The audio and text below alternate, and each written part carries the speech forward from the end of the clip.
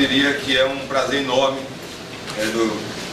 que o programa de pós-graduação em Ciências Sociais tem aqui entre nós, pelo menos durante essa semana. Nós esperamos que seja apenas o primeiro, né, de um intercâmbio que frutifique.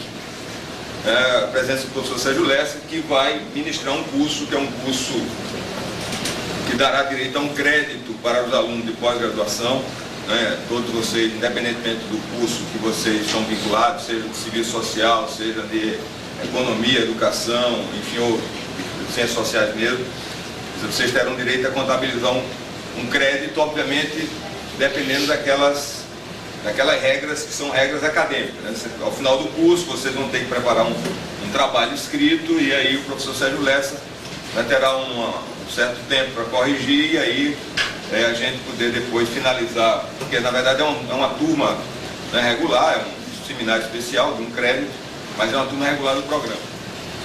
Bom, é um prazer estar aqui, tá certo? É uma delícia. Espero de fato voltar outras vezes, a hora que vocês quiserem, tá certo? É questão da gente agendar, é um prazer enorme estar aqui. Veja, o curso vai ser uma doideira, né? Eu vou falar sem parar um minuto. Vocês vão ter que me interromper se quiserem cafezinho. Vocês me interrompam, eu, por mim, tá certo? Quando eu perceber às 2 horas da manhã, tá certo? Então vocês, a hora que começar a cansar, enfim, tá certo? Se quiser dar uma paradinha, avise, a gente para, né? Tá previsto, tá certo? Tem que fazer uma paradinha, não é uma coisa. Mas, tá bom. E outra coisa, perguntem tudo, tá certo? Não deixem nada para trás. Quer dizer, é um curso que é uma série de tijolinhos, um vai encaixando no outro. Se a gente vai deixando coisa para trás, vai ficando buraco, no final do curso não se entende mais nada, tá certo? Então, assim, vocês viram o programa, é um programa, digamos, ambiciosíssimo, né? Enorme, uma bibliografia gigantesca, tal, que claro que a gente vai maço de coisa, tá certo? O que eles fazem é pegar essas folhas todas, descobrir exatamente como é que era a sequência. Isso não foi muito difícil, tinha indicações, tá certo? Datilografaram isso. Lembra que não tinha nem computador, nem máquina de xerox naquela época, tá certo? Era fotocópia. Digitaram isso, tiraram acho que 20 ou 25 fotocópias e tiraram meio que clandestino da Hungria, porque o Lukács naquele momento, quase sempre, né? Mas enfim, naquele momento também estava mal visto pelo Comitê Central do Partido Comunista Húngaro. Ele tinha protestado contra a invasão da Tchecoslováquia em 68 pela União Soviética, tinha escrito para o Comitê Central, tinha apresentado para o Comitê Central pedindo autorização para publicar um manifesto propondo uma democratização radical, tá certo? Do sistema soviético, portanto, da Hungria, e né, grande desconfiança. Então, eles meio que tiraram, não foi de uma forma absolutamente clandestina, mas foi, digamos assim, bastante privada, bastante íntima, tá certo? Colocaram numa mala, né? Alguns foram para a Itália, outros foram para a França, e deste modo a ontologia começa a ser estudada, né? É uma longuíssima disputa. Depois, com os ex-alunos do Lukács, exceções feitas ao Messaros e ao Georg Marx, que neste processo, né, nos anos 70, acabam passando ideologicamente, tá certo? O bloco ocidental não é vir morar no Ocidente, não tem nenhum problema, né? Mas se vendem ao capitalismo e se transformam em pulhas. Não vou contar para vocês detalhes, mas se transformam em pulhas, né? E em 76 eles publicam na Itália, antes da ontologia ter sido publicada, publicam na Itália uma série de notas que eles fizeram quando discutiram com a ontologia com o Lukács. Na década de 60, publicam na Itália dizendo que a ontologia é um esforço fracassado, a ontologia é uma obra absolutamente insustentável, ela é ao mesmo tempo stalinista e idealista, ela tem 2 polos, o trabalho que é a produção material, a consciência que é a produção espiritual, e ele não junta gato com lebre, né? E tem uma frase famosa que a Israel vai dizer numa conferência, depois ela escreve, que ela vai dizer, olha, a ontologia é uma metafísica stalinista, né? Isso antes da ontologia ter sido publicado. A ontologia vai ser publicada, o primeiro volume vai ser publicado em 76 na Itália, depois o segundo volume só vai sair em 81, 5 anos depois, os prolegômenos só vão sair em 84, e só em 84 a gente vai ter a publicação do original alemão. Então, é uma obra que, na maior parte do tempo, a única referência concreta, mais material que se tinha era o texto dos públios, dizendo que a obra não valia nada e que era melhor esquecer o que estava lá, certo? Bom, alguns teóricos de peso no interior do marxismo europeu tomaram contato com a ontologia e disseram: opa, esses meninos aí estão virados, estão doidos para passar para o outro lado do muro, né? E começam a fazer uma investigação detalhada da ontologia para rebater todos os argumentos daquele texto que foi publicado em 76 na Hungria, na Itália, na revista Alt, né? Anotazioni per il compagno Lukács, alguma coisa assim. Bom, aí esses autores vocês conhecem todos: Vitória Franco, Nicolas Tertullian, Guido Drini, tá certo?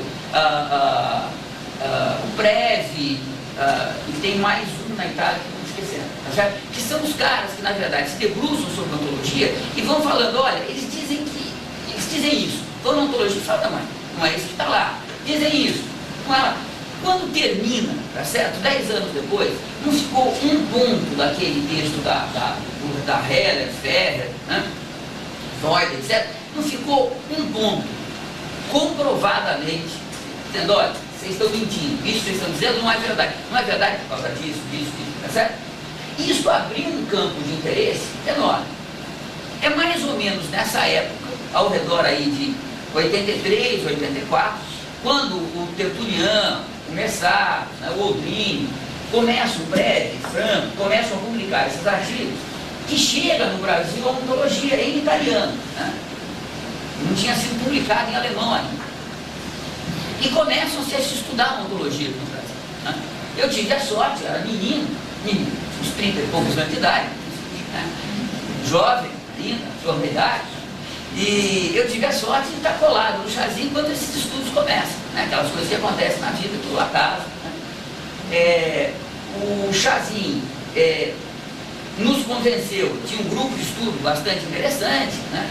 Um grupo de ensaio, nos convenceu a todos que a ontologia era a obra do século. Eu acho que isso deve estar certo, de fato a ontologia é a obra do século, e que a gente deveria se dedicar a ela rapidamente, né? Naquele esquema, né, dos velhos bolcheviques. Quem sobe no barco sobe, quem não sobe, não sobe. Não tem que ficar com o pé na margem, né? Então suspendemos o que a gente estava fazendo e começamos a estudar.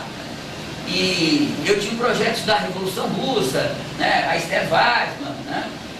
Ricardo, Antúnio, né? Enfim, você começa a estudar ontologia. E as coisas vão se montando de tal forma que a Esther, como já tinha algum estudo na área de ideologia e tal, vai pegar a ideologia. Eu estava lá, o Chazinho resolve que eu vou para a reprodução, tá certo? A ideia era que o Ricardo ia para o trabalho, né? Ele acabou não indo, mas a ideia era que o Ricardo ia para o trabalho.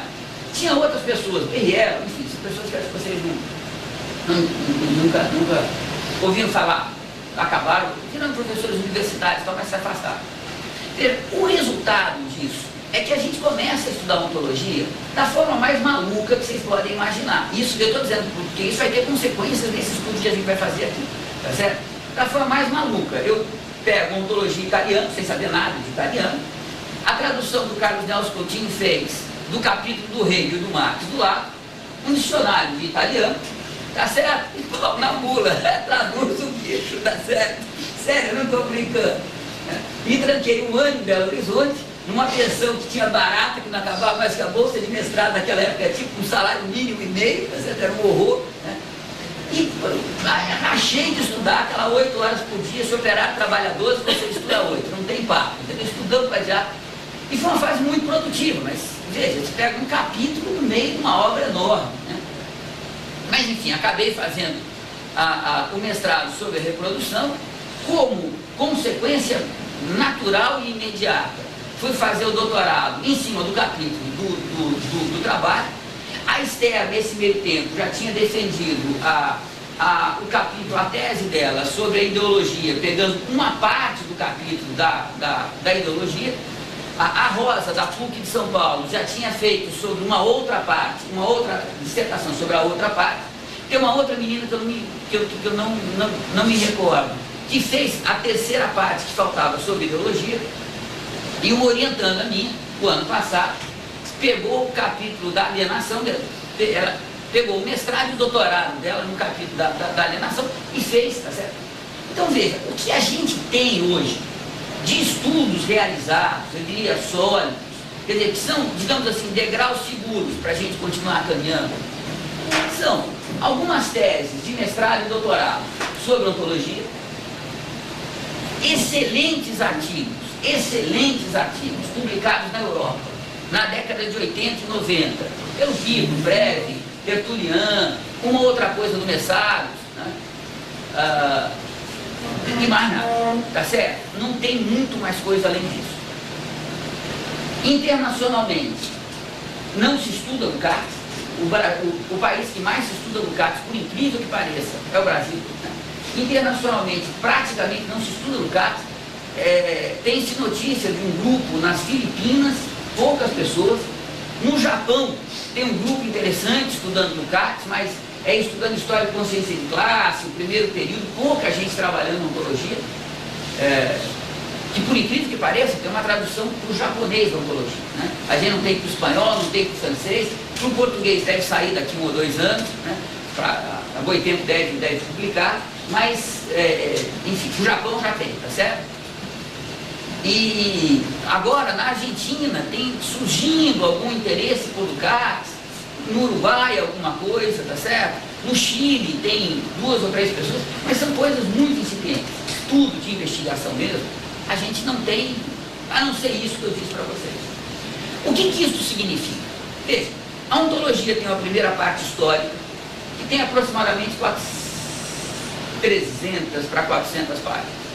E tem a segunda parte, chamada parte sistemática, que deve ter 150, 135, 235, mais 180, 410, deve ter umas 800 páginas, certo? A parte sistemática é o trabalho, reprodução, ideologia e alienação. Desta primeira parte, nós não temos nada, a não ser um ou outro artigo. Não tem nada. Nunca ninguém fez um estudo sistemático, pegar da primeira à última página, quais as ideias que o Lukács amarra, tá certo? Não tem nenhuma investigação sistemática dessa primeira parte. E tem capítulos interessantíssimos. Marx, Hegel, Wittgenstein, Heidegger, Hartmann, o existencialismo, tá certo? Isso nunca foi trabalhado. Na segunda parte que a gente tem eu fico brincando, especialista em fatias, né? Eu estudei reprodução e depois trabalho, a Esther, Rosa, né, Gilmaísa estudavam a questão da ideologia de formas diferentes, mas estudaram ideologia. A Norma estudou alienação.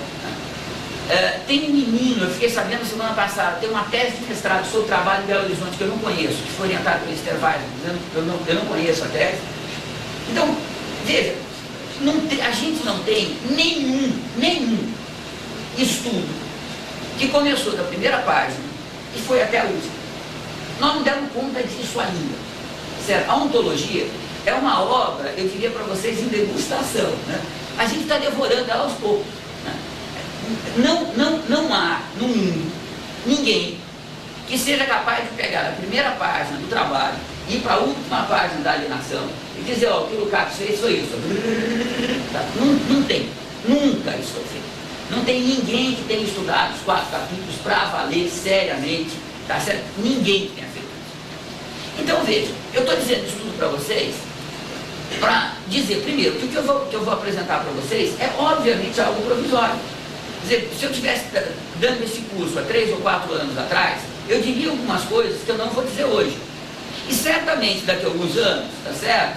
Eu diria alguma coisa que provavelmente eu não vou dizer, ou até revogaria algumas coisas que eu, tá certo? A gente está investigando isso. E vocês vão entender a razão. Não é porque faltou tempo de ler. Ler 1000 páginas é um problema que você resolve em poucos anos. O problema é a gente entender o que está lá dentro, é a gente dar conta do que ele está fazendo. Estudar Lukács, assim como estudar os grandes clássicos, é uma coisa genial, porque força a gente a se modificar, altera a relação da gente com o mundo. E quando a obra traz uma novidade muito grande, o problema decisivo não é a gente entender o que o autor diz, porque as palavras estão lá, isso não é. O problema decisivo é você ser capaz de pensar como o autor pensa. é você incorporar as categorias do autor de tal modo que você de fato tenha familiaridade com elas. E isso leva tempo. Isso é um processo de autoconstrução pessoal que leva tempo. Não é uma coisa que se faz rapidamente, né?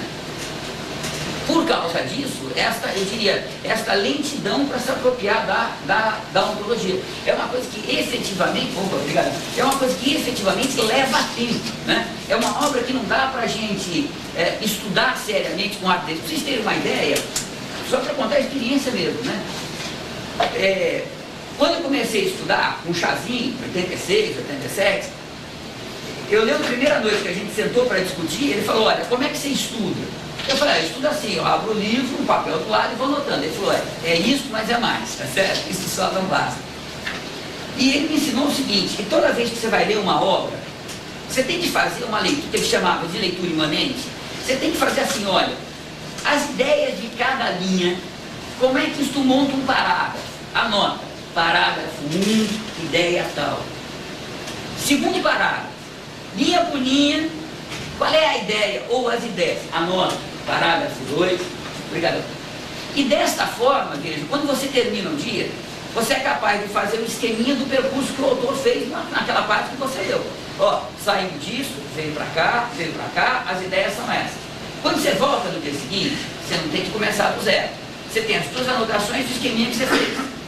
Se você lê as anotações do esqueminha e sente que tem algo frouxo, você sabe exatamente qual é a linha que você tem que ler, você volta para lá. Consolidado o terreno, continua. Veja, eu demorei 4 anos para estudar a reprodução nesse ritmo e fazer um texto. Foi minha dissertação de mestrado. Demorei mais 2 anos para pegar o trabalho e fazer um texto, que foi a tese de doutorado. Agora, eu comecei a reler de novo a ontologia, porque eu comecei a investigar a questão da ética, serviço social e tal, então voltei de novo para a ontologia. Abri, primeira parte do trabalho.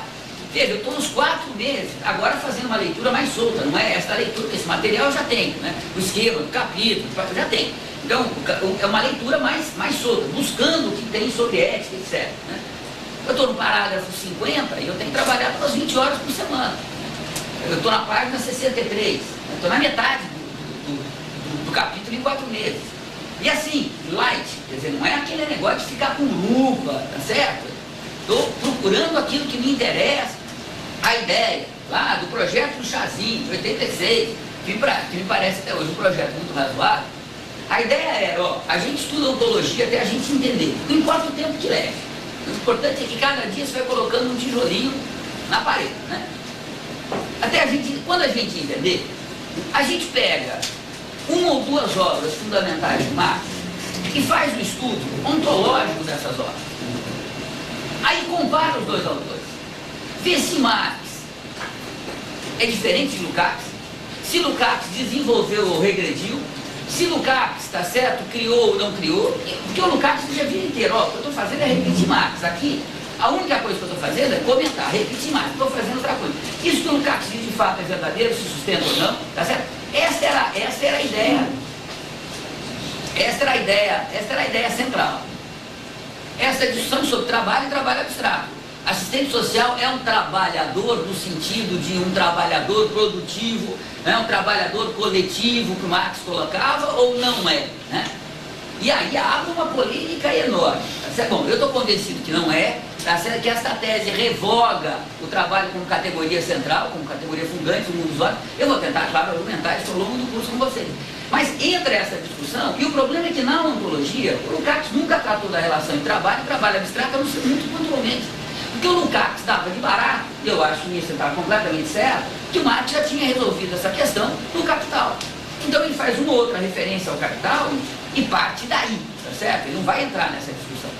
Então isso forçou a gente, uns 4 ou 5 anos, especialmente eu, o pessoal, né, o grupo de estudo que a gente tinha lá em Maceió, e mais algumas pessoas, a pegar um certo desvio, tá certo? Pegar o volume 1 do Capital e, apesar de não estar com o estudo da ontologia concluído, tentar voltar para o Capital e fazer um estudo ontológico desta obra, não, né? Enfim. Começa-se com o volume 1, demorou 5 anos. Parágrafo 1º, linha por linha, parágrafo 2º, linha por linha, né? E aí as coisas se complicam em relação ao volume 1, porque a gente teve 4 edições preparadas pelo Marx, do volume 1, né? Teve a primeira edição, a segunda, a terceira e a quarta edição alemã. A quarta edição alemã, na verdade, foi preparada pelo Engels, mas em cima do material que o Marx tinha deixado em relação à terceira. Quando o Marx está preparando a segunda edição alemã, ele fiscaliza, vistoria, supervisiona, refaz a tradução para o francês, que estava saindo em fascículos, né? Então, além disso, a gente tem a versão francesa, que o Marx diz textualmente: há algumas diferenças em relação ao original alemão, mas deve ser consultada como se fosse uma obra original, tem validade como se fosse uma obra original, certo? E tem a tradução que o Engels fiscaliza, né, enfim, supervisiona para o inglês, que é baseada na terceira edição alemã e na edição francesa, que também vale a pena consultar. Aí, bom, você começa a juntar esse material todo, tem os Grundrisse, tem os manuscritos de 61, 63, 61, 63, 63, 65, mais capítulo 6º inédito, tá certo? Bom, aí vocês imaginam que vai virando estudo. A gente resolveu, obviamente, centrar, obviamente, não sei se obviamente, a opção que a gente fez, centrar no livro 1, tá certo? Pegamos a primeira e a quarta edição alemã, eu não falo alemão, mas assim, o suficiente para verificar a tradução, checar um termo aqui, tá certo? Mas não sou fluente no alemão de forma nenhuma, né? Mas pegar a primeira e a quarta edição alemã, a edição francesa, a edição inglesa supervisionada pelo Engels e entrar nessa discussão. Bom, então, hoje, tá certo? Eu diria, esta impulsão pelo capital, pelo menos na etapa agora, está encerrado. Volta-se para a ontologia, né? E vamos ver para onde é que as coisas vão caminhar daqui para frente. Então veja, o que eu estou trazendo para vocês é esta trajetória, tá certo? A gente está no meio de um processo. Eu volto a dizer para vocês, eu acho que tem muitos ganhos que já vale a pena compartilhar, eu acho que já tem muita coisa sólida, mas de forma nenhuma é uma investigação encerrada e de modo algum eu estou dizendo para vocês que, olha, eu estou assinando embaixo de tudo. Tá certo? E eu estou convencido hoje que isso é o terreno mais sólido.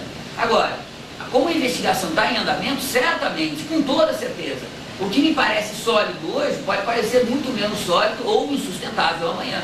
Tal como algumas coisas que eu dizia alguns anos atrás, tá certo?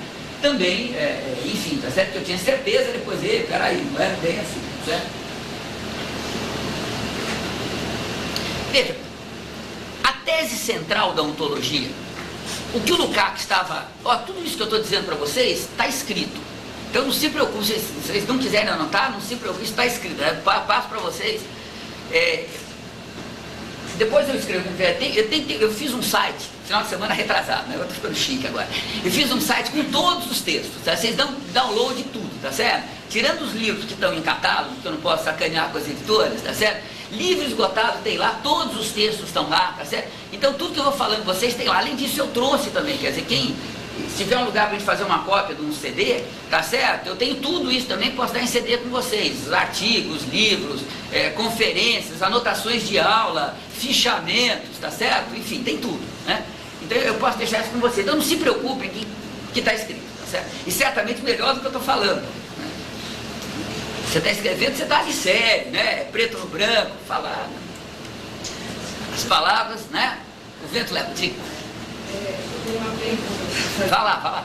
Bom, pela sua exposição, né, quer dizer, esses estudos que foram realizados, né, inicialmente aqui no Brasil com esse início, quer dizer, você com a questão da reprodução, o Antunes com a questão do trabalho, enfim, estética, biologia, e mais a questão da alienação, né, com norma e se orientando. Então, o que a gente percebe é que esses estudos, eles foram feitos de forma fragmentada, né? E aí a minha questão é, se na obra, né, se na ontologia, né, na fonte, existe muito, se está claro essa articulação, né, no caso se tem essa preocupação de estar realmente fazendo esses nós, essas mediações, né, articulando essas categorias, né, e se a gente pegar essa obra, ainda que seja fragmentada, né, todo esse estudo que você realizado, se a gente consegue fazer esse nexo entre as categorias demográficas do trabalho. Olha, entre trabalho e reprodução, capítulo trabalho e reprodução, eu posso te garantir que sim, eu trabalhei isso, quer dizer, eu tenho toda a segurança para dizer que sim, né? Embora, veja, como você está tratando com o manuscrito, nem sempre as coisas se fecham perfeitamente. Vou te dar um exemplo. No capítulo do trabalho, o Lukács tem uma frase, discutindo a questão do reflexo, que eu vou me estender com vocês, que ele vai dizer: o reflexo é o não ser. Veja, o Lukács, a ontologia inteira está argumentando que o não ser não existe, o não ser é aquilo que não existe. Então, se o reflexo não existe, como é que pode ser parte do processo através do qual a gente constitui as ideologias, a nossa concepção de mundo? Como é que a gente pode conhecer o mundo se o reflexo, que é algo fundamental para a gente conhecer o mundo, é o não ser? Literalmente, não existe. Claro que o Lukács ali, ele escorregou a pena. Se ele fosse fazer uma revisão do texto, certamente ele mexeria com essa frase. Mas eu só posso dizer isso para você, da forma que eu estou dizendo hoje, depois de ter estudado para diabo, não só o contexto, mas... e dizer o seguinte: olha, dentro da obra, isso não se sustenta. Então, como isso é um manuscrito, provavelmente o Lukács vai veria. Tem um artigo que eu escrevi sobre isso, tentando demonstrar esta questão, tá certo? Quer dizer, que o Lukács está contrapondo o reflexo ao mundo objetivamente existente fora da consciência. E ele utilizou a expressão não ser de uma forma infeliz, uma expressão infeliz dele, né? Mas, veja, então, nem sempre tudo fecha de uma forma perfeita e imediata, mas certamente as conexões estão feitas, tá certo? Em relação à reprodução e à ideologia, a tese da Gilmaísa Macedo demonstrou que a articulação é muito intensa, tá certo? E não conseguiu encontrar nenhuma contradição fundamental. Não há, há várias passagens que ainda são dúbias. Ou são dúbias porque a gente não entendeu, ou porque são dúbias porque o texto é dúbio mesmo. Vai levar alguns anos para a gente ter certeza, né? O pressuposto é que a gente não entendeu. Só depois é que a gente pode levantar e pode ser dúbio de fato. Mas algumas passagens, tá certo? Que a gente ainda não sabe como articular. Na alienação, a coisa mais grave. O capítulo da alienação é o último, tem 240 páginas. Vê? O trabalho é 112, a reprodução 135, a ideologia 184 e a alienação 240. A alienação é um livro, né? É o último capítulo. E neste capítulo, o Lukács se repete uma barbaridade, mas nem sempre se repete da mesma forma. E ao longo de toda a ontologia, mas no capítulo da alienação de uma forma muito grave, tem várias passagens assim: já tratamos disso. Você investiu e não acha onde, né? Ou então, mais tarde retomaremos essa ideia e não retoma, né? Aquilo que víamos dizendo antes, aonde, né? Então, também tem várias referências assim.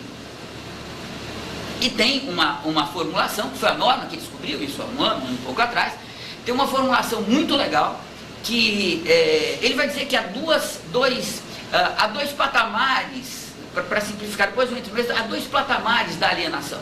Há um patamar que é superado pelo próprio desenvolvimento das forças produtivas, e há outro patamar que só pode ser superado por uma revolução, uma ação ativa dos homens, etc. É muito interessante essa discussão, né?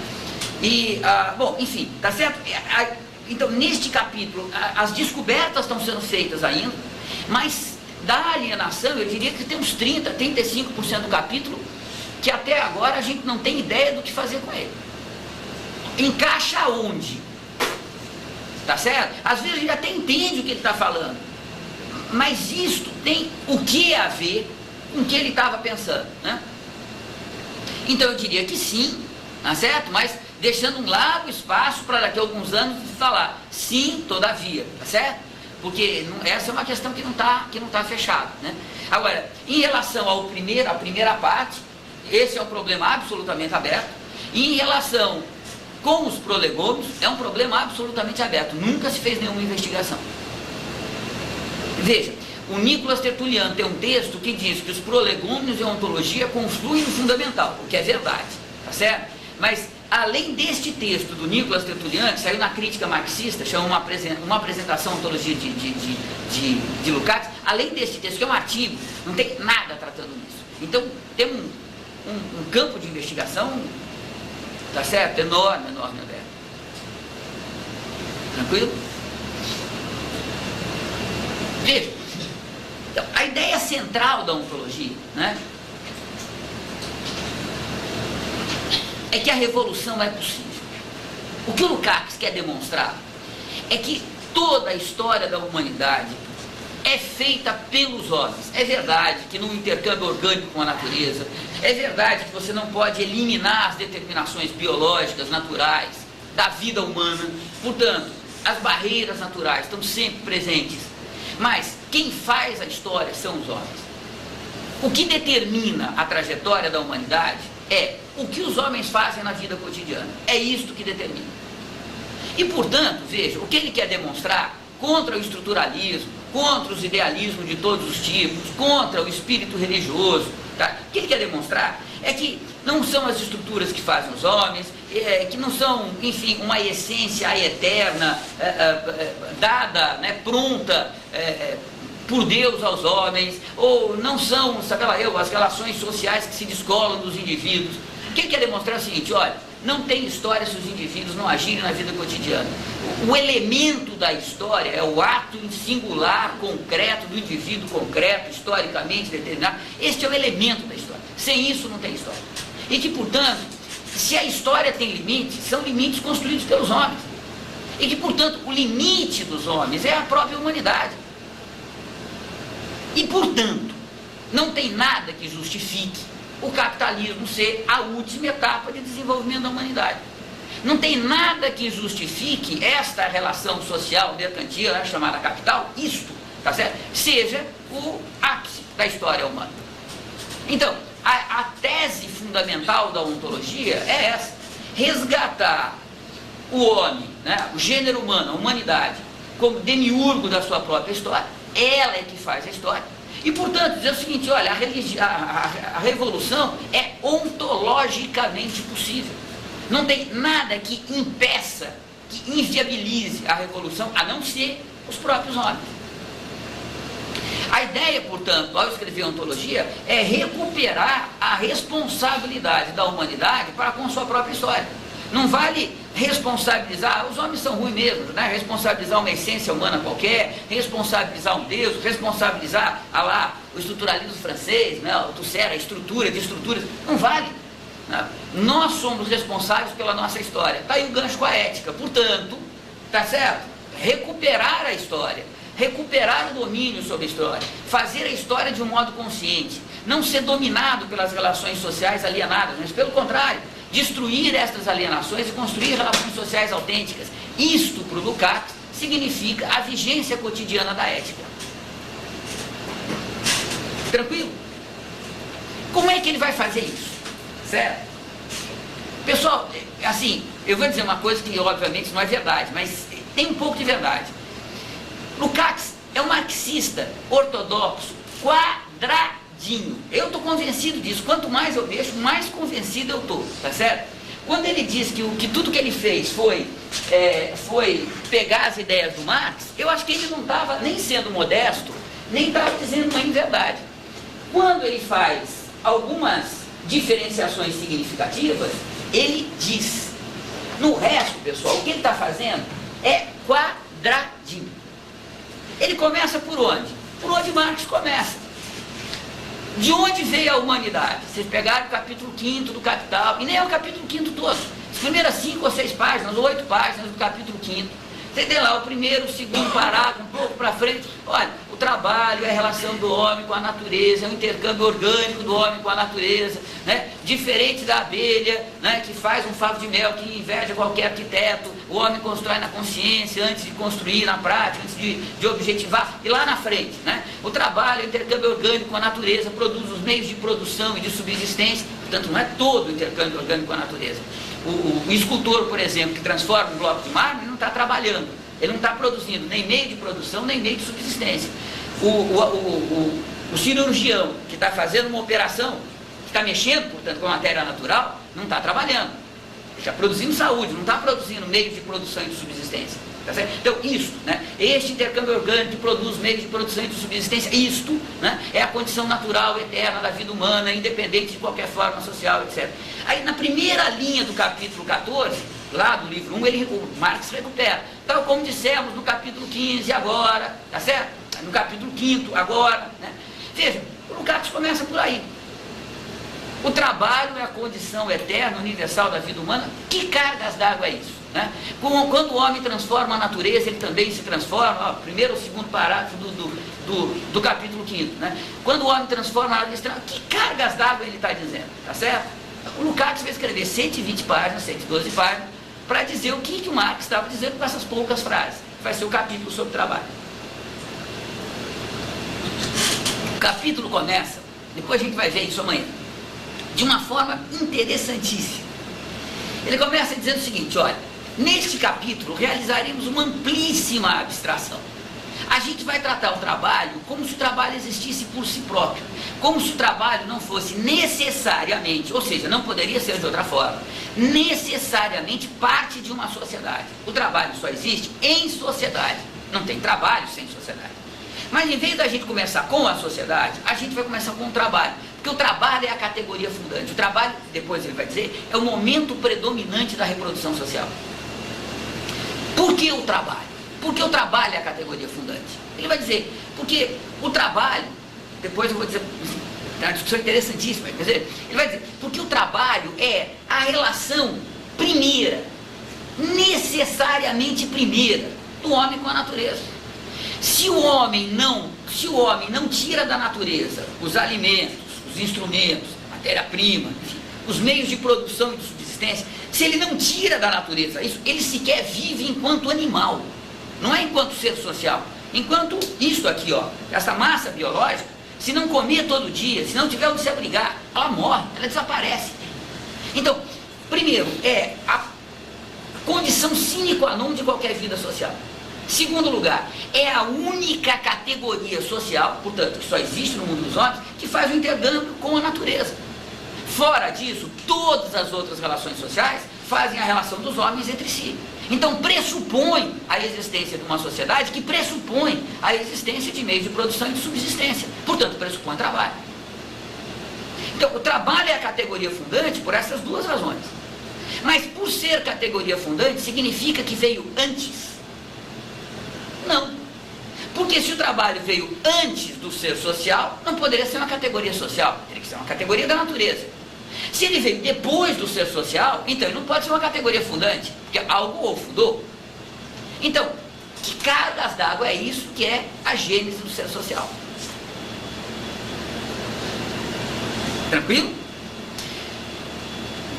Eu acho que nem todo mundo aqui tem a minha idade, são poucos, né? Acho que a maioria, veja, mas alguns anos atrás, 15 anos atrás, pouco mais, pouco menos, um cara chamado Habermas publicou 2 livros na sequência. Um é mais antigo, há 15 anos atrás, que é Para a Reconstrução do Materialismo Histórico, que melhor seria para o funeral do materialismo histórico, ele não reconstrói nada, tá certo? E depois Teoria do Agir Comunicativo. Se vocês pegarem essas 2 obras do Habermas, a discussão dele é essa. O que veio primeiro? O trabalho ou a linguagem? Se não dá para ter trabalho sem pensamento abstrato, e de fato é a verdade, vou demonstrar para vocês. Se não dá para ter trabalho sem pensamento abstrato, se não dá para ter pensamento abstrato sem linguagem, então a linguagem veio primeiro. Vai dar na teoria do agir comunicativo. Aonde que o Habermas termina na teoria do agir comunicativo? Né? Rapidamente, ele pergunta, de onde que as palavras tinham a força de convencimento? Deixa eu voltar um pouco. Veja, qual é a ideia da teoria do agir comunicativo? Os homens fazem a história quando eles estabelecem consensos entre si, não é quando você tem um processo de luta de classe. Luta de classe atrapalha, atrasa. A humanidade vai para frente quando a gente faz consenso. Como é que a gente faz consenso? Através da negociação da linguagem. Então, qual é o salto histórico que a gente poderia dar hoje? Passar da razão instrumental para a razão comunicativa. Sair desta sociedade que impera a violência para uma sociedade na qual impere o consenso. Esta é a tese dele. Bom, para que tenha o consenso, tem que ter a linguagem, tem que ter a argumentação, tem que ter o entendimento. Tá bom, de onde vem o entendimento? Vem da argumentação. De onde vem a argumentação? Bom, vem das palavras. De onde vem as palavras? Não tem mais trabalho, ele revogou o trabalho. Então sabe qual é a saída dele? O mundo da vida. Ele define o mundo, literal, o mundo da vida é o espaço transcendental no qual falante e ouvinte saem ao encontro. Bom, o que significa espaço transcendental para o Habermas? Significa que você não pode perguntar, tá bom, e o mundo da vida vem de onde? Essa pergunta você não pode fazer porque, metodologicamente, remete para fora da subjetividade e tem que ir para o mundo efetivamente existente. O que ele condena como realismo, que a gente chamaria de materialismo. Então, como ele já impugnou esta volta para o mundo materialista, ele tem que aceitar que a categoria fundante é uma categoria que não tem fundamento literal, não tem nada que a sustenta. No sentido kantiano, como é transcendental, basta si próprio, está em si próprio. Veja, se a categoria fundante não é demonstrada, se a categoria fundante não tem fundamento, você está no reino da fantasia, literalmente. Então veja, esta discussão, o que veio primeiro, apesar de não ser uma discussão que Lukács conheceu, Lukács é absolutamente contemporâneo, tá certo? Ele não conhece o Habermas, mas conhece muito bem Kant, tá certo? E está discutindo com Kant, que na verdade é a raiz do último Habermas. Veja, o que Lukács está dizendo? Depois eu vou dizer para vocês como as coisas se tornaram ainda mais geniais nos últimos anos, tá certo? O que Lukács está dizendo? Está dizendo o seguinte, olha, o ser humano, ele se diferencia da natureza, porque a história da humanidade não é a história do desenvolvimento biológico de uma espécie. A história humana não é a história do Homo sapiens sapiens. Enquanto o Homo sapiens sapiens, a gente é fundamentalmente o mesmo, pelo menos há 400 ou 500 mil anos atrás. Se descobriu um fóssil, 7, 8 meses atrás, na Tanzânia, de 545 mil anos, que parece que é o Homo sapiens sapiens mais antigo que a gente tem notícia. Já Homo sapiens sapiens, nós, tá certo? Se a gente transasse com eles, dava filho, nós, a nossa espécie. Mas a história nossa não é a permanência biológica por 500 mil anos.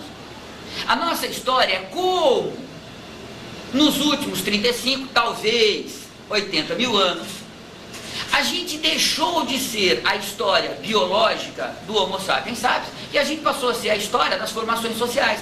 Como é que a gente saiu do comunismo primitivo para o escravismo, do escravismo para o feudalismo, para o escravismo, feudalismo, capitalismo. Esta é a questão.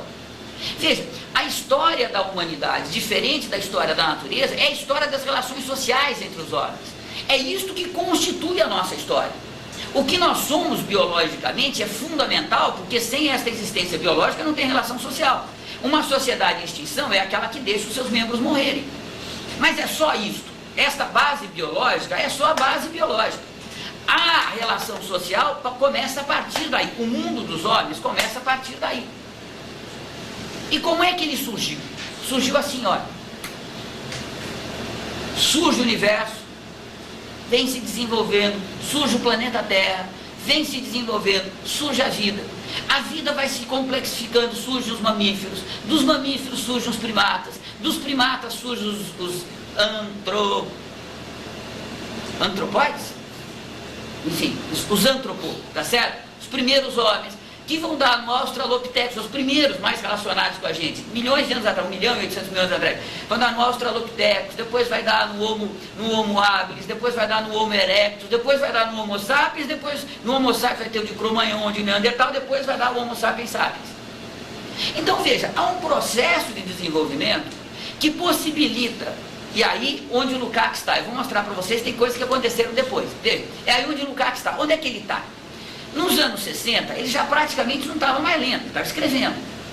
O que ele leu de antropologia, ele leu de um grande antropólogo chamado Gordon Childe, que publicou belíssimos livros, mas belíssimos livros, que até hoje são lidos na década de 50, livros maravilhosos. O Gordon Childe tem um texto que chama O Nascimento da Civilização Europeia, o Alvorecer da Civilização Europeia, que é lindo, é uma coisa maravilhosa, certo? É livro padrão até hoje nas principais escolas de antropologia no mundo. É uma coisa maravilhosa o texto. Os dados já são ultrapassados, obviamente, né? Mas, enfim, a história que ele traz é uma coisa lindíssima. Veja, então o que o Lukács sabe é o que se sabe naquele momento histórico, que os primeiros grupos humanos surgiram na África E que quando surgiram esses primeiros grupos humanos, eles já tinham uma forma de sociabilidade muito primitiva que eles tinham herdado dos seus antecessores.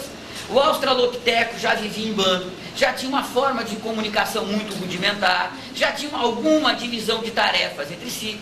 A mesma coisa o Homo habilis, depois o Homo erectus, depois o Homo sapiens de Cro-Magnon, de Neandertal, depois o Homo sapiens sapiens. Nós já surgimos como sociedade, nós já surgimos pelo menos como bando, como tribo, nós já surgimos assim. Portanto, quando o homem se transforma em ser humano, deixa de ser meramente um animal biológico e se transforma em ser humano, quando ele passa a ser capaz de relações sociais, é quando o trabalho se constitui como categoria fundante. Como, quando e onde? Bom, quando e onde, quem pode dizer a antropologia, a arqueologia, vai depender das evidências empíricas existirem ainda. Vai que na região que a gente teve os primeiros grupos humanos, sabe lá teve um terremoto, teve uma enchente, tudo foi destruído, a gente nunca vai saber. Pode ser que a gente não tenha esta informação, que essa informação não tenha sido preservada. Agora, o que aconteceu, dá para minimamente dizer o que aconteceu, isso dá para dizer. O que aconteceu? Os indivíduos de um bando, eles começaram pela primeira vez a trabalhar, e ao trabalhar, eu vou mostrar para vocês, ao invés de produzir o que eles precisavam, eles começavam a produzir o que eles precisavam e novas necessidades e novas possibilidades. Nisso ele vai pegar aquela famosa frase da ideologia alemã, que o Engels e o Marx vão dizer, né? O primeiro ato histórico é a produção de necessidades. O primeiro ato histórico do homem, obviamente, é a produção de necessidades. O que o Lukács está dizendo com isso? Ele vai dizer o seguinte, olha, o que é o trabalho? Aí ele vai para o capítulo 5. Ele cita uma vez o capítulo, ou duas vezes o capítulo 5, tá certo? Aquela passagem da Bíblia, ele está lá. O que ele está dizendo? O trabalho é assim, ó. Frente a uma dada situação concreta que o indivíduo se encontra. Situação esta que coloca o indivíduo necessidades e possibilidades que ele tem que atender sob pena de perecimento. Se ele não atender, ele desaparece, ele morre. Veja, frente a este conjunto de necessidades e possibilidades, ele tem que escolher qual a necessidade mais necessária e a possibilidade mais possível. Não tem outra alternativa. Como é que ele vai fazer esta escolha? Ele vai antecipar na consciência dele o que aconteceria se ele, para atender tal necessidade, se ele escolhendo tal necessidade, para atender tal necessidade, utilizasse esta possibilidade, aquela. Depois, esta outra necessidade, Veja, ele antecipa, ele constrói na sua cabeça aquilo que deveria acontecer na realidade em seguida se ele tiver certo. Para que ele possa fazer isso, ele tem que ser capaz de pensamento abstrato, ou seja, ele tem que ser capaz de utilizar conceitos. E para utilizar conceitos, necessariamente, ele tem que saber pelo menos utilizar substantivo. Ou seja, ele tem que ter superado aquela forma de comunicação entre os animais, que são só sinais, e que são muito eficientes para comunicar aquelas situações que se repetem sempre. E ele tem que, obviamente, ele não joga isso fora, a gente incorpora isso, ele mantém isso. Mas, além disso, ele tem que ser capaz de linguagem, de falar, de transmitir aquilo que está acontecendo e o novo que está sendo produzido. Se ele não tiver isso, ele não pode pensar. E se ele não pode pensar abstratamente, ele não pode antecipar na consciência o que vai acontecer. E se ele não pode antecipar na consciência, não tem trabalho. Então, para que tenha trabalho, tem que ter linguagem. Mas, olha que legal. Uma vez antecipado na consciência, ele faz a escolha. A necessidade mais necessária é esta e a melhor possibilidade é esta. Ele vai juntar as duas coisas. Para atender esta necessidade, eu vou fazer esta possibilidade. Pegar o exemplo clássico, o machado. O cara que abriu um coco, tá certo? Ele chega à conclusão que a melhor coisa naquela circunstância é fazer um machado. Então, ele vai construir o machado. Para ele construir o machado, ele planeja o machado na cabeça dele. Se é para abrir um coco, o machado tem que ser um machado de corte, não pode ser um machado, né, de impacto, uma marreta para arrebentar o coco. Ele tem que ter um determinado tamanho, se for pesado demais não presta, leve demais não presta. Veja, a necessidade impõe certos limites à ferramenta que tem que ser construída. Além disso, depende também de onde ele está. Se ele tem madeira que é boa para fazer o cabo, se ele tem pedra que presta ou não presta, se ele tem cipó com facilidade, tudo isso tem que entrar nesse projeto, ele tem que trazer, ele tem que incorporar essas dimensões todas da realidade na pré-videação que ele está realizando. Pré-videação, é claro? né? Ele está idealizando previamente, tá certo? Na pré-ideação que ele está realizando. Só um parênteses, pré-ideação não é do Lukács, não. O Lukács vai utilizar o tempo inteiro teleologia, tá certo? Depois eu explico para vocês. Mas pré-ideação é uma expressão muito legal para vocês entenderem que diabo é esse teleologia, tá certo? Ele está idealizando previamente aquilo que ele acha que vai acontecer na realidade. Olha que legal.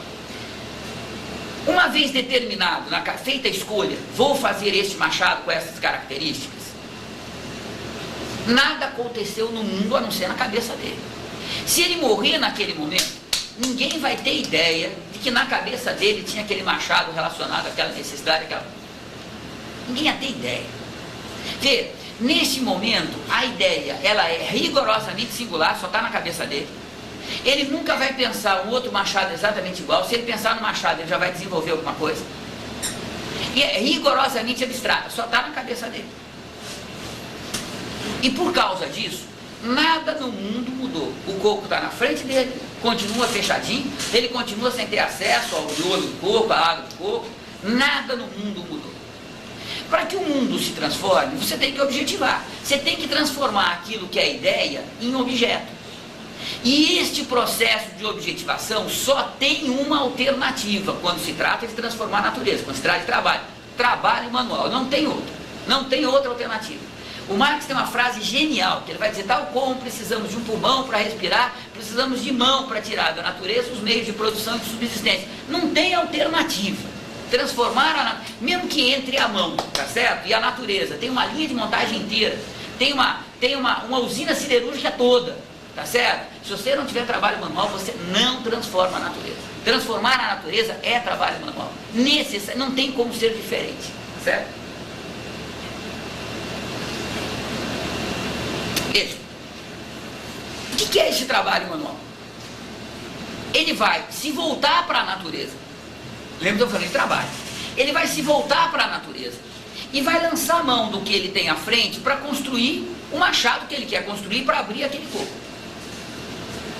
Isso significa que ele vai sair procurando uma madeira que possa virar aquele cabo que ele planejou, nem muito grande, nem muito pequeno, nem muito grosso, nem muito fino. Ele tem que encontrar aquela pedra que ele imaginou, nem assim, nem assado. Ele tem que encontrar um cipó, alguma coisa para amarrar, tá certo? Ou tem que encontrar uma cola vegetal ou uma cola animal, tá certo? Ele tem que encontrar alguma forma de prender. Ele nem vai encontrar a madeira dos sonhos, a não ser por acaso, raramente, e nem vai encontrar a pedra dos sonhos. Ele vai ter que fazer adaptações. À medida que ele vai fazendo adaptações, ele vai adaptando o plano que ele tem na cabeça. Olha, não vai dar fazer a machada assim, mas se eu fizer assim, eu vou aproveitar essa curva aqui, vou fazer assim, aquela pedra, né? Ele vai fazendo. E quando ele termina, veja, ele termina com duas coisas que ele não tinha antes. Primeira coisa óbvia, um machado. Segunda coisa, quando o machado funciona e abre o coco, ele consegue abrir centenas de cocos num dia. Coisa que ele não conseguia fazer antes. E mais, ele consegue aproveitar o conteúdo do coco muito melhor do que ele conseguia aproveitar antes. Veja, ele consegue tirar da natureza, no caso do coco especificamente, ele consegue tirar da natureza meios de subsistência em maior quantidade com menos trabalho. Isso é o desenvolvimento das forças produtivas. É você produzir o que você precisa, tendo que gastar menos horas de trabalho. Então, primeiro, você tem uma ferramenta que você não tinha antes. Segundo lugar, esse machado funciona tão bem que você gera novas necessidades. Não dá mais para viver sem machado. Mas não só isso. A próxima vez que eu for fazer o machado, eu vou fazer o machado melhor ainda, porque em vez de fazer assim, eu vou fazer assado. Já tem a necessidade de um novo machado. Mas não só isso. Quando o primeiro machado foi feito, o indivíduo fez o primeiro machado. Imediatamente exagero meu, mas rapidamente pelo menos, isto se transforma num bem da coletividade. Todos vão começar a fazer machado. E este conhecimento que estava na cabeça de um cara se generaliza rapidamente, porque a necessidade é genérica. Tranquilo? Mas não só isso. Quando ele fez o machado, ele também se desenvolveu. No mínimo, ele desenvolveu habilidades e conhecimentos que ele não tinha antes. Olha que legal. Quando ele está previamente idealizando o que vai acontecer na realidade, o pressuposto é que a realidade vai funcionar do jeito que ele está prevendo. Dá para fazer o machado, esse machado vai funcionar, é legal assim, não é legal assado. Veja, quando ele está pressupondo que ele sabe como a natureza vai funcionar, o pressuposto é o conhecimento que eu tenho acerca da natureza é verdadeiro. Quando ele vai transformar a natureza, tudo aquilo que ele pensa acerca da natureza entra em contato com o que a natureza efetivamente é. Se a pedra que ele sonhou não prestar para fazer machado, independente da vontade dele, independente da ilusão dele, independente do querer dele, independente de tudo que ele tiver, a pedra não vai funcionar e não vai ser um machado. Então, o processo de transformar em objeto aquilo que é uma mera ideia, possibiliza que tudo aquilo que está na cabeça do indivíduo acerca do mundo se externalize, entre em confronto com aquilo que o mundo é. E possibilita a este indivíduo, através deste processo de transformação da natureza, verificar até que ponto aquilo que ele conhece da natureza é de fato verdadeiro ou falso. E ao fazer esta verificação, necessariamente ele confirma alguns conhecimentos, revoga outros e produz outros. O indivíduo que transforma a natureza, ele também se transforma porque ele desenvolve conhecimentos que ele não tinha antes. E na medida em que ele tem conhecimentos que ele não tinha antes, ele passa a ter necessidades e possibilidades individuais, pessoais, que ele não tinha antes. Tranquilo? Segunda coisa, ele vai desenvolver habilidades. O segundo cabo de machado, ele sabe fazer melhor do que o primeiro, o terceiro melhor do que o segundo, o quarto melhor do que o terceiro, é assim. Então, além de novos conhecimentos, você tem novas habilidades. O que significa habilidade? Significa desenvolver a habilidade, mas significa também conhecer melhor os seus limites. Vou dar um exemplo. Eu gosto muito de marcenaria, adoro marcenaria. Lá em casa, estou fazendo os móveis da cozinha, adoro trabalhar, certo? O que eu sou bom de fazer? Estrutura. Meus móveis não quebram nunca. O que eu sou péssimo? Estética. Todos eles são horríveis, tá certo? Mas funciona. A mesa não cai, o computador fica lá, mas ó, do ponto de vista estético é uma tragédia. Meu acabamento é horrível. Eu sou ansioso demais para fazer um acabamento decente. Você olha, esse cara aí nunca vai ser um bom acabador de móveis. Nunca, tá certo? Sou bom para fazer encaixe, montar estrutura, mas na hora de lixar, passar verniz, pessoal, para mim, tá certo? Veja, eu não sabia que eu era assim. Eu só pude tomar conhecimento desta minha característica, da minha personalidade, desenvolvendo esta habilidade. Então, ao mesmo tempo que a gente conhece melhor o mundo, a gente conhece melhor a nós próprios, cada um de nós. E na medida em que a gente tem uma consciência mais desenvolvida do que a gente é, a gente também passa a ter necessidades e possibilidades de desenvolvimento daquilo que a gente é. Gosto de ser assim, não gosto de ser assim. Quero ser assim, não quero ser assim. Gosto desse traço da minha personalidade, não gosto daquele. E a gente vai se moldando também. Dentro de limites, obviamente, a gente vai se moldando também. Então veja, ao fazer um machado, a gente produz muito mais do que um machado. Você produz um machado, se você não produzisse um machado, você não estava produzindo o meio, neste caso. O meio de produção sem o qual não tem reprodução. Então, você tem que produzir machado, você tem que produzir comida, você tem que tirar da natureza aquilo que é indispensável. Não tem alternativa.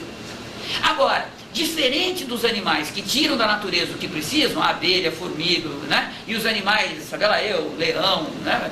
Que tiram da natureza o que precisam, nós tiramos da natureza o que precisamos, mas tiramos de tal forma que necessariamente a gente produz, um certo exagero meu, um novo indivíduo e uma nova sociedade.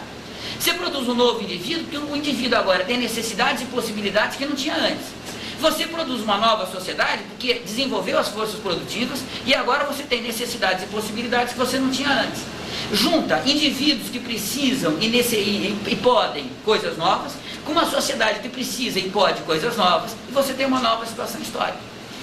Nem sempre é uma situação histórica radicalmente nova, às vezes é um pouquinho nova, mas é nova o suficiente para tornar todos os atos anteriores superados anteriormente. Aquilo que a gente fez não dá mais, a gente tem que fazer outro. Por causa disso, nem no plano mais pessoal, individual, a história da gente se repete. Nunca. Cada dia é um dia novo, coletiva e individualmente. Não tem nada que se repita. Porque a cada vez que a gente age, a gente produz novas necessidades e novas possibilidades, necessariamente, ou seja, tendo ou não consciência, querendo ou não.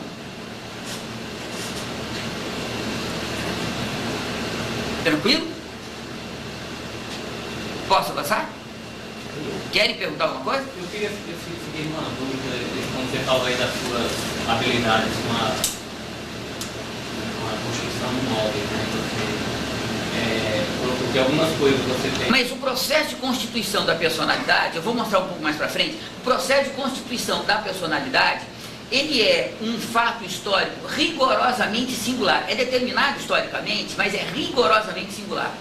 O que requer necessariamente uma intervenção ativa do indivíduo, tendo consciência disso ou não.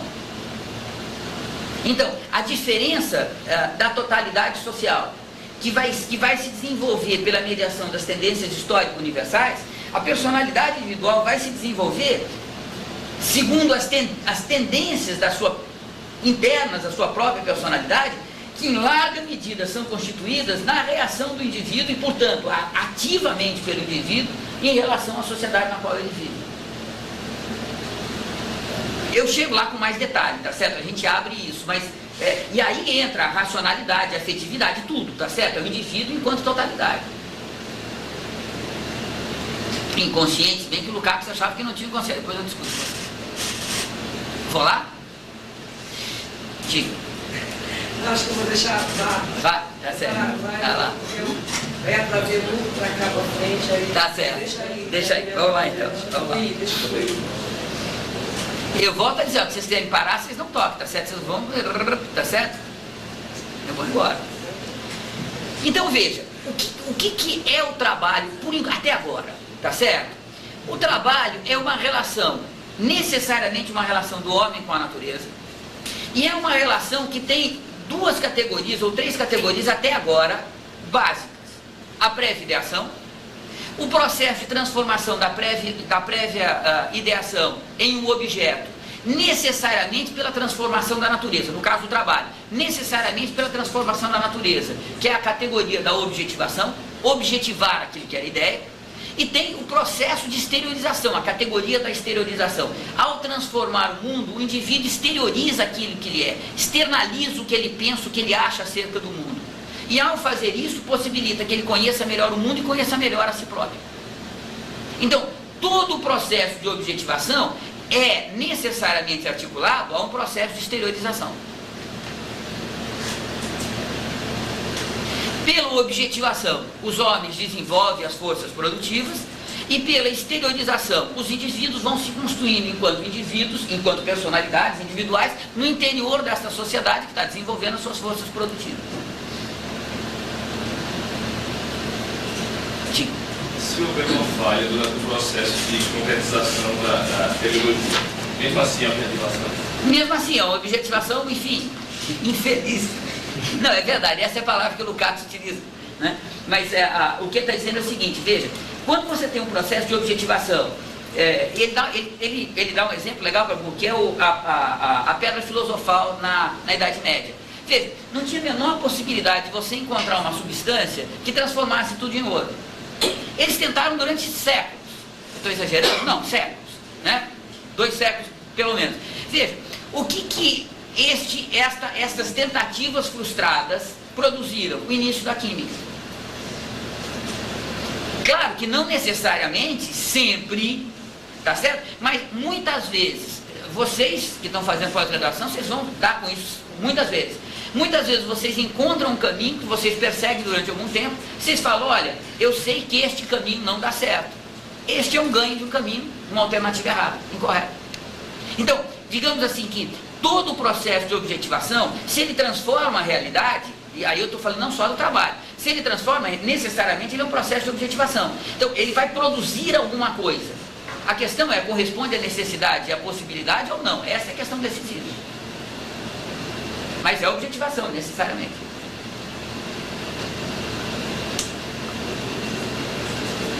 Vou lá?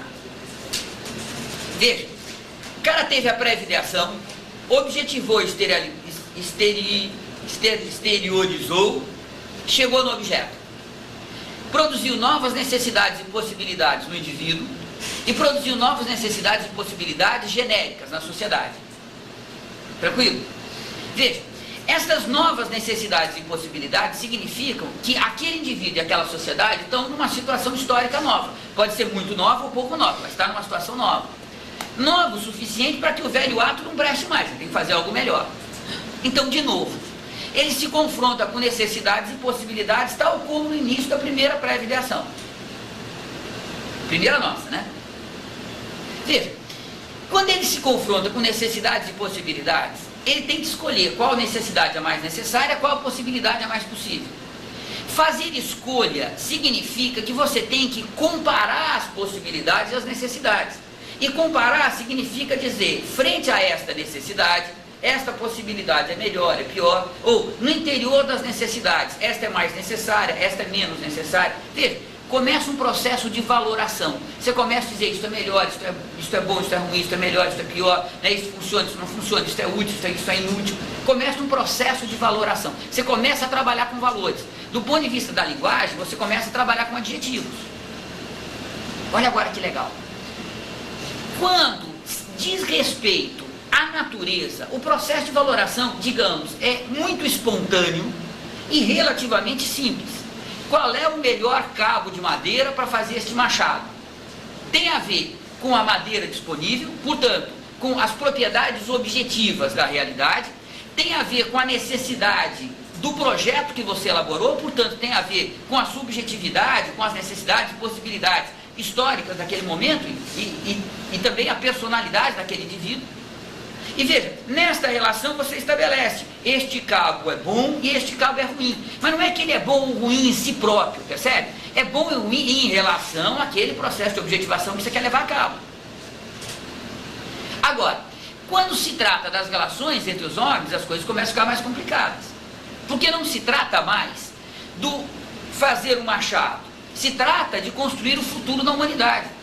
E o que nós queremos do futuro da humanidade depende em larga medida da concepção de mundo que nós temos. Então, os processos valorativos, em parte, só em parte, hein? Depois eu vou dizer para vocês que outra parte que não. Em parte o direito, em parte a moral, em parte o direito, a moral inteirinha, a ética inteirinha, os costumes inteirinhos. Isso tem a ver com a avaliação que nós fazemos do presente. Portanto, que necessidades e possibilidades a gente identifica neste presente e tem a ver com o que a gente quer do futuro. Então, claro que os complexos valorativos nessa esfera são muito mais complexos, são muito mais sofisticados. Os problemas que a valoração coloca nestas relações que envolvem o futuro da humanidade são relações muito mais sofisticadas, muito mais complexas, que não são tão simples quanto aquela de escolher uma madeira para fazer um machado. Mas do ponto de vista ontológico, elas surgem exatamente do mesmo lugar. Vivemos numa situação histórica determinada, que tem necessidades e possibilidades objetivas, a gente tem que atender algumas dessas necessidades, senão a humanidade desaparece, então a gente tem que escolher quais necessidades são mais prementes, quais são menos prementes, e depois a gente tem que escolher qual a melhor possibilidade, historicamente possível, para atender. Veja, isto é ética, moral, costumes, em parte, direito. Todos os complexos valorativos nascem daí. Para elaborar a teleologia, para elaborar a pré-ideação, a gente tem que comparar necessidades e possibilidades. Daí nascem todos os complexos valorativos. Todos. Este é o fundamento ontológico de todos os complexos valorativos. Complicado isso? Pergunta, manda ver. Então veja, quando tem, neste momento da escolha, é que a gente tem o fundamento ontológico de todos os complexos valorativos, dos mais banais, espontâneos, cotidianos, irrefletidos, até os mais sofisticados, etc. Tá certo? Mais construídos, mais pensados, mais elaborados. Se vocês pensarem a doutrina do direito, por exemplo, né, é uma loucura, que esses caras produziram da Grécia para cá, mas de Roma para cá, né, é um complexo que inclui valores, não apenas, que inclui valores maçudo, né, coisa para diabo, tá certo? É o refletidamente construído pela humanidade. Diferente de valores tipo útil e inútil, que espontaneamente são produzidos, tá certo, no processo de transformação. Olha que legal. Quando, no processo de pré-ideação, você tem que antecipar o que vai acontecer no mundo. Isto requer que você conheça o mundo tal como o mundo é. Veja, deixa eu dar um exemplo. Pega um poeta e um astrônomo vendo o mesmo pôr do sol. O que o astrônomo está interessado é saber se o sol está se pondo um pouquinho mais para o norte, um pouquinho mais para o sul, para saber se ainda está, se a gente está indo para o inverno, se já está caminhando para a primavera. É isso que interessa para ele. O poeta está vendo aquele pôr do sol e fala, babá, clássica e cronômico, babá. Sai um poema. Veja, os dois caras estão olhando o mesmo pôr do sol, mas a relação é completamente diferente. Não estou dizendo que uma é mais autêntica, necessária, mas completamente diferente. Numa, você projeta neste evento natural as emoções humanas. O cara naquele momento se sente, nossa, a gente não é nada, escreve um poema, tá certo que depois vai provocar emoções em outras pessoas, né? E as outras pessoas que vão ler, nem interessa se o pôr do sol era exatamente aquilo ou não, o que importa é, né, a emoção que o poema traz. O astrônomo, ele está interessado não no que o pôr do sol provoca nele, não o que ele é na relação com esse pôr do sol. Ele está interessado no que o pôr do sol é, independente de tudo que ele tem. E ele cria instrumentos que possibilitam controlar a subjetividade dele. Ele tem um cronômetro, ele tem uma bússola, ele tem um telescópio, ele tem uma luneta, ele tem anotações. Veja, ele cria instrumentos para colocar a sua subjetividade sob o controle do objeto que ele está investigando. O primeiro conhecimento do poeta é um conhecimento profundamente antropomorfizante. O segundo é desantropomorfizador. Percebe a diferença? Quando se faz uma obra de arte, é a humanidade que se mostra. Quando você está fazendo ciência e filosofia, é a objetividade que se mostra. É o mundo lá fora que se mostra. E esse mundo lá fora, claro que pode ser as relações sociais. Tá certo? Veja, é o mundo objetivo que se mostra. Trata-se de objetos distintos. Um objeto é dizer o que nós sentimos, o que nós somos do ponto de vista afetivo. O outro objeto é o que a realidade é enquanto tal. Tem uma expressão famosa do Hegel, que o Marx recupera, que o Lukács recupera, que o Messaros recupera, que é o ser precisamente assim existente, tudo com hífen, tá certo? É aquilo que existe tal como ele existe, independente da nossa vontade, do nosso conhecimento, do nosso desejo, aquilo que existe, tá certo? Não dá para fazer água de pedra, porque não dá para fazer água de pedra, porque de água não se faz pedra, independente da minha vontade de querer, percebe? Este conhecimento necessário para a pré-ideação, porque senão você começa a imaginar uma realidade que não existe, a objetivação não vai dar certo, né? Então, este conhecimento necessário à pré-ideação é a origem, é o fundamento ontológico da ciência e da filosofia. O que distingue a ciência e a filosofia é que elas vão tratar de objetos diferentes. A ciência trata dos eventos particulares do mundo e a filosofia trata da totalidade da humanidade, do destino da humanidade, que é algo tão objetivo quanto esta cadeira que eu estou sentado. O destino da humanidade, para onde vai este conjunto de relações sociais que a gente chama de humanidade hoje, isto é algo tão objetivo quanto essa cadeira que eu estou sentado em cima. O problema é que é composto de relações sociais, a gente chega lá. Então, estudar a humanidade, e aí as categorias são necessariamente universais, cabe à filosofia. E estudar o mundo da natureza, e essas categorias são necessariamente particulares, mesmo quando você estuda cosmologia, tá certo? É cosmologia, né? Então você não está estudando biologia, você não está estudando, né? Então, isso é o que separa ciência e filosofia. Mas a função social da ciência e da filosofia são, no fundo, a mesma. Elas têm que revelar o que o mundo é, tal como o mundo é, independente daquilo que nós gostamos, queremos, sentimos, pensamos, achamos, etc, etc. Tranquilo? Então, Lukács vai chamar esta função da ciência e da filosofia em revelar o que o mundo é para a gente. E lembra que isso é possível, que você tem um processo de exteriorização no processo de objetivação. Ao você transformar o mundo, o que a gente pensa do mundo se externaliza, entra em choque com o mundo, entra em confronto com o mundo objetivo. É neste momento que há a possibilidade de você conhecer o que o mundo é. Então, esta função social da ciência e da filosofia, o Lukács vai chamar de intentio recta. Intenção recta, retilínea, direta. ele vai dizer que quando um complexo ideológico produz um falso socialmente necessário, lá na frente a gente vai ver isso, tá certo? Pense os nazistas, superioridade da raça ariana. Isso é um falso socialmente necessário. Ideologicamente era fundamental na Alemanha naquele momento, tá certo? Então, quando a ideologia produz um falso socialmente necessário, a gente tem uma intenção oblíqua, uma intenção não retilínea, oblíqua, torta. E a intenção oblíqua é o fundamento ontológico da ciência, da filosofia.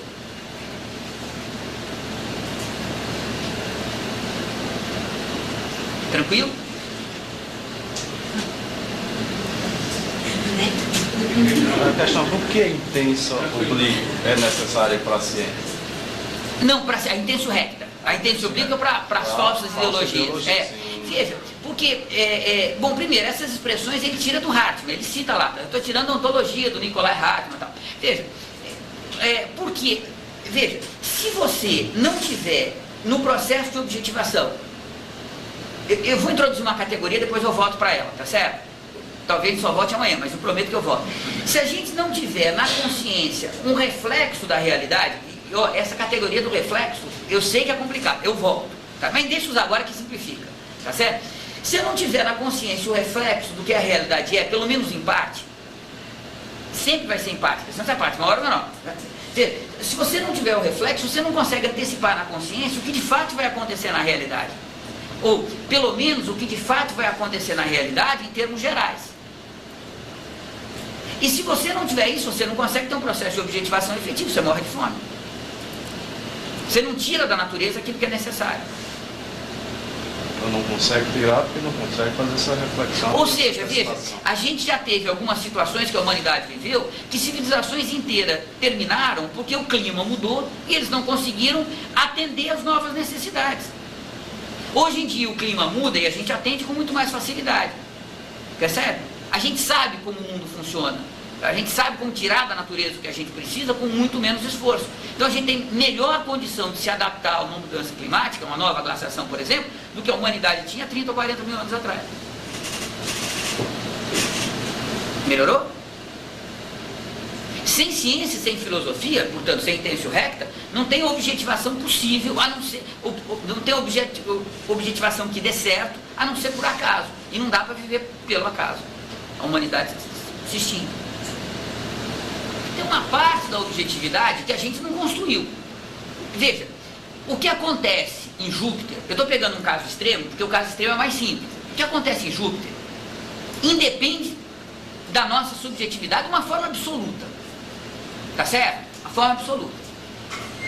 Agora, há uma grande parte da objetividade no planeta Terra, e é a parte que nos interessa mais de perto, que é resultado da história da humanidade, que nós construímos. Esta objetividade inclui as relações sociais, portanto, olha que legal, inclui os complexos ideológicos e inclui as transformações materiais que a gente está impondo ao planeta. As cidades, as estradas, o desenvolvimento dos meios de produção e de subsistência que necessariamente são natureza transformada. Então, esta outra parcela depende em larga medida do que a gente pensa. E aí, Do que do que a gente deseja também. Claro, claro. Mas também é verdadeiro que o que a gente pensa e o que a gente deseja, em larga medida, é determinado pelas condições de vida, tá certo? Então, admitido esse complexo de questões, que eu prometo para vocês que até sexta-feira está mais amarrado, admitido esse complexo enorme de questões, eu diria para você que tem uma porção da objetividade que independe completamente. Por exemplo, a quantidade de petróleo que existe no planeta Terra independe da nossa vontade. Agora, tem uma outra parte que depende muito, que é construto humano. Enquanto construto humano pode ser radicalmente alterado ou mesmo destruída pelos homens. A humanidade destruiu o feudalismo e colocou no lugar dele o capitalismo. Destruiu, não tem mais feudalismo. Resquícios, não tem mais feudalismo. Tranquilo? Tem as catedrais medievais, mas são fonte de lucro capitalista para a Igreja de Roma.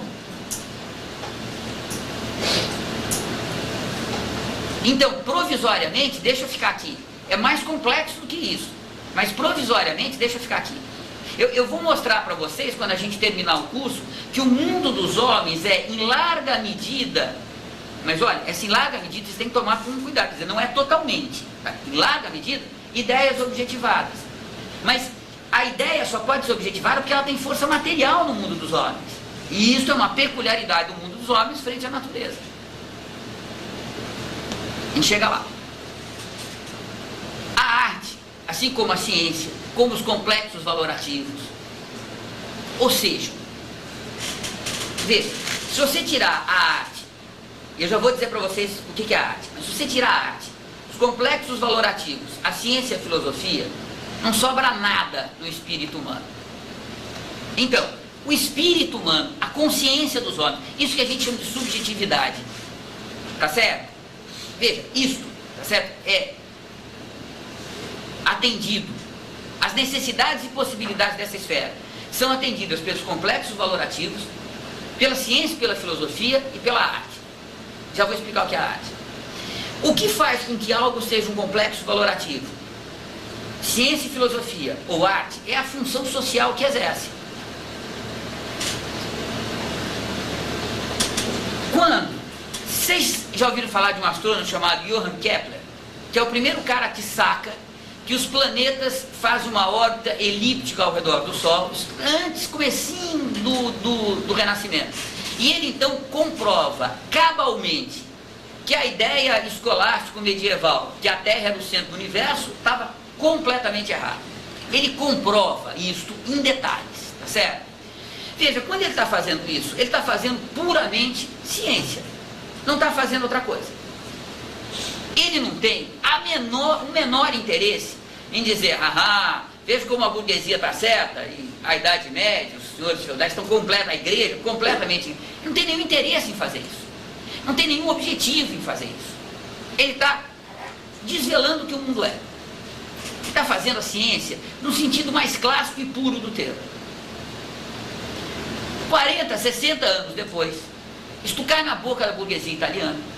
Pinta um cara chamado Giordano Bruno, que vai dizer, o universo não tem centro. Se a Terra não está no centro, o universo não tem centro. O universo é infinito. Se o universo é infinito, Deus está em todas as partes, não tem o paraíso e o inferno.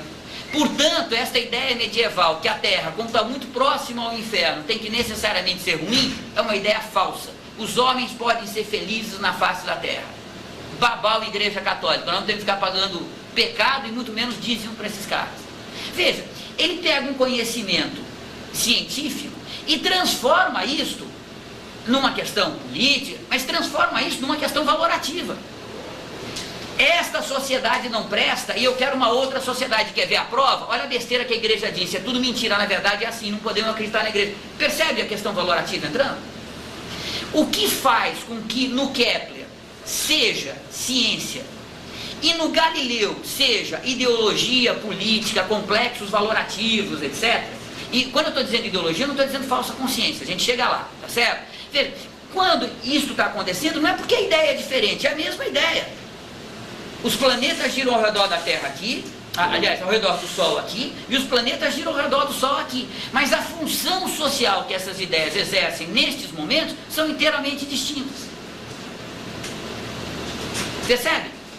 O que determina o que uma ideia é, se ela é arte, se ela é religião, se ela é ciência, se ela é complexo, o que determina é a função social que ela exerce naquele momento histórico. Então, o que determina a obra de arte não é a obra de arte. O que determina a obra de arte é a função que determinados objetos, que não necessariamente têm que ser feitos pelos homens, provocam na reprodução social. E a função da obra de arte é provocar nos homens a catarse estética. A catarse estética pode se dar também na relação com a natureza. Você vê aquela paisagem, mas isso é típico da obra de arte. Qual é a função da obra de arte?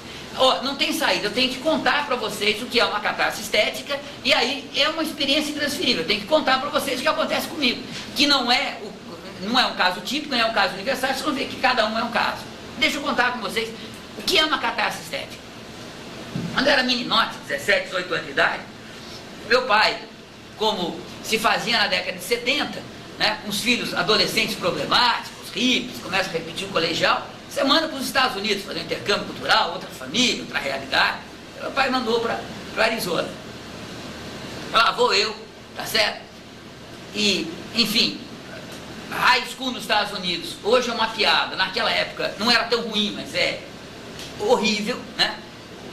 O que eu conhecia aqui era suficiente para terminar 10 high schools lá, tranquilo, né? Então, o resultado, acabei ganhando uma bolsa, era um aluno brilhante, né?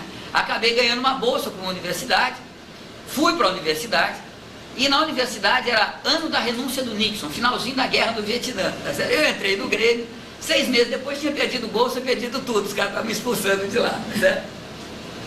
Bom, nesta de perder bolsa, eu tinha um crédito na universidade de uns $2.000, uma coisa que vale naquela época, dinheiro para diabo. Tinha $12 no bolso, o cheque era nominal e eu tinha perdido todos os meus documentos, ou seja, eu não podia sacar o cheque. E eu tinha uma semana para abandonar os Estados Unidos, senão ia ser deportado, eu tinha perdido o visto. Eu saí de Yuma, no Arizona, peguei uma carona de moto, fui até San Diego, eram 600, 650 quilômetros. De San Diego fui para Los Angeles, mais outros 100 e tantos quilômetros, 180 quilômetros, onde ficava a Embaixada Brasileira. Cheguei na Embaixada Brasileira, barbudo, cabeludo, né? Mochila nas costas. Sou brasileiro, tenho esse cheque para receber e não tenho documento. Eles não podiam me dar uma identidade, porque afinal de contas eu não tinha nem como provar que eu era brasileiro. Então a única saída era me esperar meu pai mandar uma certidão de nascimento do Brasil para lá, para que eu com a certidão de nascimento pudesse ir no banco sacar, comprar passagem e vir embora. E nesse meio tempo eu não tinha onde ficar, a essa altura tinha menos de $12 no bolso, não tinha literalmente onde ficar.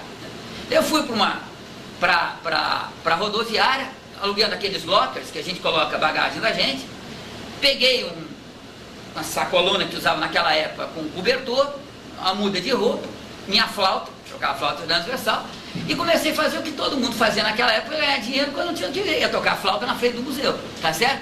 Então, chegava de manhã, 9 horas, abria o museu, colocava a caixinha de flauta, né? Dava lá uns $5, $6, até meio-dia, 1 hora, dava uns $5, $6. Com esse dinheiro eu entrava no museu e dava para comer um belo lanche, tipo Kentucky Fried Chicken, Jack in the Box, McDonald's, um belo lanche. E sobrava dinheiro para dormir num cinema que passava filme a noite inteira, tá certo? Que passava um filme horrível com o Robert Redford, que chamava Downhill Racer, ele é um esquiador que desce umas montanhas e tal, mas um filme maravilhoso chamado Lady Sing the Blues, que é a história da Billie Holiday. Eu fiquei apaixonado até hoje, apaixonado pela Billie Holiday, nunca tinha ouvido falar dela. Bom, assisti umas 300 vezes o filme, fiquei completamente apaixonado. Bom, nesta semana, tá certo? Assim, aí teve dia que eu dormi embaixo de carro, em estacionamento, dormi em parque, acabei numa comunidade hippie, foi uma semana maravilhosa, uma semana de Estados Unidos. Meu pai em pânico, mas nessa semana, eu entrei num museu, na Wilshire Boulevard, que é uma das avenidas mais chiques, não em Hollywood, em Los Angeles, e tive pela primeira vez uma profunda emoção ao ver um quadro. Era a Estação de São Lazare, do Monet. Putz, eu fiquei completamente mexido com o quadro. É uma coisa assim. Eu não conseguia sair da frente dele, aquilo me emocionou, e era uma coisa. E eu não tinha ideia do que estava acontecendo comigo, né? Outro dia eu voltei para ver o quadro de novo, foi aquela emoção, né? Então, guardei isso pro resto da minha vida, né?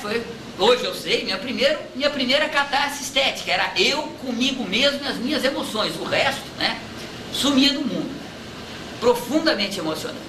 Muitos anos depois, já era pai, André, já tinha 11 anos de idade, então já era com 35 anos de idade, 36 anos de idade, talvez um pouco mais. Eu vou para um congresso em Paris e levo o Andrezinho comigo. E eu quero que o André vá ver Van Gogh, que é outro artista que me emociona profundamente. Então, para a gente chegar na sala Van Gogh, no Museu d'Orsay é uma estação de trem, comprida. Você vai andando, lá no fundo, você vira à esquerda, sobe. Você vai passando por esculturas, quadros, salas, né? A gente ia ver Van Gogh. Lá é um quartinho lá no fundo, é uma sala lá no fundo, né? E eu estou contando com o André, a primeira vez que eu fiquei profundamente emocionado, era um quadro do Monet, quando estava lá em Los Angeles, aquela sensação de estar sozinho, ao mesmo tempo completamente livre, e aí eu encontro o quadro, é uma coisa, André, quando eu estou entrando na sala do Van Gogh, o mesmo quadro do Monet está na altura do meu olho, assim, do lado esquerdo. Pessoal, eu chorei, como... Não, é mentira, chorei outra vez na minha vida. Aí eu chorei, sabe assim quando você desmonta? André até hoje contra a cena, cara, foi um mico. Saí correndo. Queria ficar perto daquele louco, né? Foi uma emoção, mais uma emoção, uma coisa assim. Pô, não consegui nem ver Van Gogh naquela semana, né? Foi uma coisa assim, absolutamente. Veja, o que a catarse estética faz? Né? Ela provoca na gente o encontro da gente com o que a gente tem de emoções mais autênticas, o que a gente é do ponto de vista afetivo. Se a objetivação provoca o encontro da gente com o que a gente é do ponto de vista das habilidades, da personalidade, a arte provoca o encontro da gente com o que a gente é do ponto de vista afetivo. E como a gente é um ser determinado historicamente, o que a gente é enquanto resultado da história da humanidade do ponto de vista afetivo. Veja, a catarse estética remete a gente para o gênero humano da forma mais direta e imediata, porque é afetivo. Não tem mediação. E ao fazer isto, você tem uma experiência afetiva tão forte que você se transforma profundamente. Quando você volta para... Você sai da vida cotidiana completamente, né? O resto do mundo desaparece. É você e as emoções. O resto, quando você volta para o mundo cotidiano, você já não volta da mesma forma. Uma experiência dessa é ineliminável na vida de qualquer um. Você carrega até o resto da vida.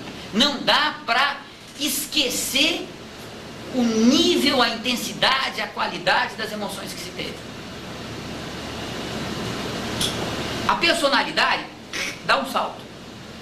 Ela tem uma qualidade nova, ela tem um elemento novo. Porque na afetividade, você tem uma experiência marcante, você tem uma experiência que molda. Então, a função da obra de arte é esta. É permitir que no mundo mais ou menos alienado, e no nosso profundamente alienado, o que nós somos do ponto de vista afetivo vem à tona. E ao vir à tona, possibilita que a gente conheça o que a gente é e o que a humanidade é do ponto de vista afetivo de uma forma muito mais profunda do que a gente fazia antes. Tal como o processo de objetivação permite a gente conhecer melhor o mundo no qual a gente vive e o indivíduo que a gente é do ponto de vista das habilidades, personalidade, etc., melhor do que a gente fazia antes. Veja, qual que é a função da obra de arte? A função da obra de arte é provocar nos indivíduos esta explosão e este contato com a substância afetiva que todos temos e que, portanto, a humanidade tem, faz parte do gênero humano. E, por outro lado, é atender à necessidade e à possibilidade de catarses estéticas para os indivíduos poderem se desenvolver. Então, veja, nem toda obra de arte é obra de arte sempre. Bach era um autor completamente esquecido no século XVIII, comecinho do século XIX. Depois que a humanidade passou para o Mozart e Beethoven, uau, se redescobriu Bach. Porque, claro, Mozart e Beethoven só podem ser Mozart e Beethoven porque teve um Bach ali, ó, que começou a trilhar o caminho. Esta beleza madura está lá em Bach na sua forma germinal, não deixa de ser menos bela por isso. Mas só quando a humanidade afetivamente foi capaz de escutar em Beethoven e Mozart Bach, é que Bach volta a ter significado. Van Gogh não tinha significado algum até passar a Primeira Guerra Mundial. Quando a humanidade passa pela Primeira Guerra Mundial, o quadro de Van Gogh é a loucura da Belle Époque. Volta a ter significado. Se recupera. Então veja, o que determina o que cada ideia é, não é só o que a ideia é, claro que tem a ver com o que a ideia é, não é só o que a ideia é. O que determina é a função social que exerce. O mesmo objeto pode cumprir em um determinado momento o papel de uma grande obra de arte ou não. A música de Bach, no século XVIII, comecinho do século XIX, não tinha nenhuma função de grande obra de arte. Era uma musiquinha como outra qualquer, estava lá esquecido. No século XIX e XX, é tão escutado quanto Beethoven e Mozart, imagino eu. Se não tão, mas enfim, escutado para diabo. Passa a ser um autor importante. A mesma ideia, a mesma questão em relação à ciência dos complexos valorativos. Tranquilo? Quebra? Então veja, por que eu estou dizendo tudo isso para vocês? As ideias só podem ter o papel que ela tem no mundo dos homens. A ideologia só pode ser um complexo social, sem o qual o mundo dos homens não existe. Se você tirar a ideologia, no sentido que Lukács da ideologia, que a gente vai ver o que é, tá certo? Mas se você tirar a ideologia, o mundo dos homens não existe. Isso não quer dizer que a ideologia seja a categoria fundante. Fundante é trabalho. Mas se você tirar a ideologia, veja, não tem reprodução social possível. Porque as ideias jogam uma força material no mundo dos homens. Certamente não todas as ideias, mas as ideias jogam uma força material no mundo dos homens. Elas são elementos da história. Elas compõem a história. Elas não são elementos da história da natureza. Na reprodução biológica, nas reações químicas, elas não têm nenhum papel. Mas no mundo dos homens, elas compõem esta materialidade que é o mundo dos homens. Por que o ser social é diferente do ser da natureza? Porque só no ser social as ideias têm um peso material. Elas determinam em larga medida, portanto não apenas elas determinam em larga medida o rumo da história. O que eu estou tentando mostrar para vocês então é que a categoria trabalho, ela é a categoria fundante. Primeiro, é a única categoria que faz o intercâmbio orgânico do homem com a natureza. Todas as outras já pressupõem o trabalho e a dos homens entre si. Segundo lugar, porque tal como todos os outros animais, se a gente não transformar a natureza no que a gente precisa, não tem ser social. Mas o que a gente precisa não é só comida. O que a gente precisa é meios de produção e meios de subsistência. Se fosse só comida, a gente abriria o coco e continuaria abrindo o coco a vida inteira, né? A história toda. Não é isso. Quando a gente abre o coco, a gente produz novas necessidades, leva avante as forças produtivas que abrem novos horizontes para a humanidade e a história humana acontece. Em terceiro lugar, veja, ser categoria fundante não significa que o ser social seja redutível ao trabalho. Ela é categoria fundante porque daqui, olha, nasce o ser social. Mas eu vou mostrar para vocês que o próprio trabalho coloca necessidades e possibilidades que não podem ser atendidas pelo trabalho. E o resultado disso é que a gente tem que desenvolver outros complexos sociais, outras relações sociais, que não vão mais transformar diretamente a natureza. Essas outras relações sociais, outros complexos sociais, eles são fundamentais, porque se eles não forem realizados, a transformação da natureza, tal como se dá historicamente determinada, não pode ocorrer. Eles são imprescindíveis para a sociedade, mas eles não são trabalho e nem são redutíveis ao trabalho. Veja, quando se trata, portanto, da gênese do ser social, há que se descartar de uma forma, eu diria, rápida. Se ficar complicado, vocês digam, eu volto. Há que se descartar rapidamente duas hipóteses. Primeiro, que o trabalho veio antes do ser social, é fundante porque veio antes do ser social. Se ele veio antes do ser social, não é uma categoria social, pertence à natureza, portanto, tá certo? Não pode ser categoria fundante do mundo dos homens. Segundo lugar, que o trabalho veio depois do ser social. Se ele veio depois do ser social, se ele veio depois da linguagem, se a linguagem é anterior ao trabalho, então isso significa que a linguagem é a categoria fundante, como Habermas queria, e não o trabalho. Então, o que é esse negócio de gênese do do ser social. Como é que o ser social aparece? O Lukács faz uma discussão linda sobre isso. Embora, tal como a maior parte da discussão antropológica que se faça, do ponto de vista das informações antropológicas, em 10 anos fica ultrapassado. Né? As descobertas nessa área são tão gigantescas e tão geniais que o que o Lukács conta da pré-história é em parte verdadeiro, em parte falso. Mas o que ele discute do ponto de vista da ontologia, absolutamente correto e sem nenhum problema. Certo? O que ele está dizendo? Está dizendo o seguinte, olha, no processo de desenvolvimento do ser em geral, ou seja, desde que começou o universo, veio se desenvolvendo os planetas, aí aparecem os elementos químicos mais complexos, depois você tem a vida mais simples, a vida mais complexa, até chegar ao ser social. Você tem momentos em que algo que não existia é produzido, surge algo que não existia antes. E este surgimento do algo é, ao mesmo tempo, resultado do desenvolvimento anterior e uma ruptura com o desenvolvimento anterior. Surge uma nova essência. Ele vai dar o primeiro exemplo que ele dá, é o aparecimento da vida. Veja, você tem a vida, se você desmontar a vida, e claro que se você desmontar a vida desaparece, né? Mas se você desmontar a vida é um bolo de processos químicos e físicos. O que acontece no interior da célula e o que acontece com processos biológicos, você pode desmontar com uma série de reações químicas e processos físicos. O problema é que a totalidade é mais do que a soma das partes. Lembram disso? A totalidade é a totalidade, ou seja, todas as partes, mais a relação entre as partes, a inter-relação entre as partes. Como a relação está fora das partes, está entre as partes, não está nas partes. Percebe que na totalidade tem mais do que a justa posição das partes? Como a totalidade é mais do que a soma das partes, a totalidade tem uma qualidade que as partes não necessariamente têm. Se você pegar uma reação química, ela não tem nada de vida. Mas se você pegar uma série de reações químicas, uma série de fenômenos físicos, articulados de uma dada forma, num dado momento, numa dada maneira, você tem uma qualidade que é a vida.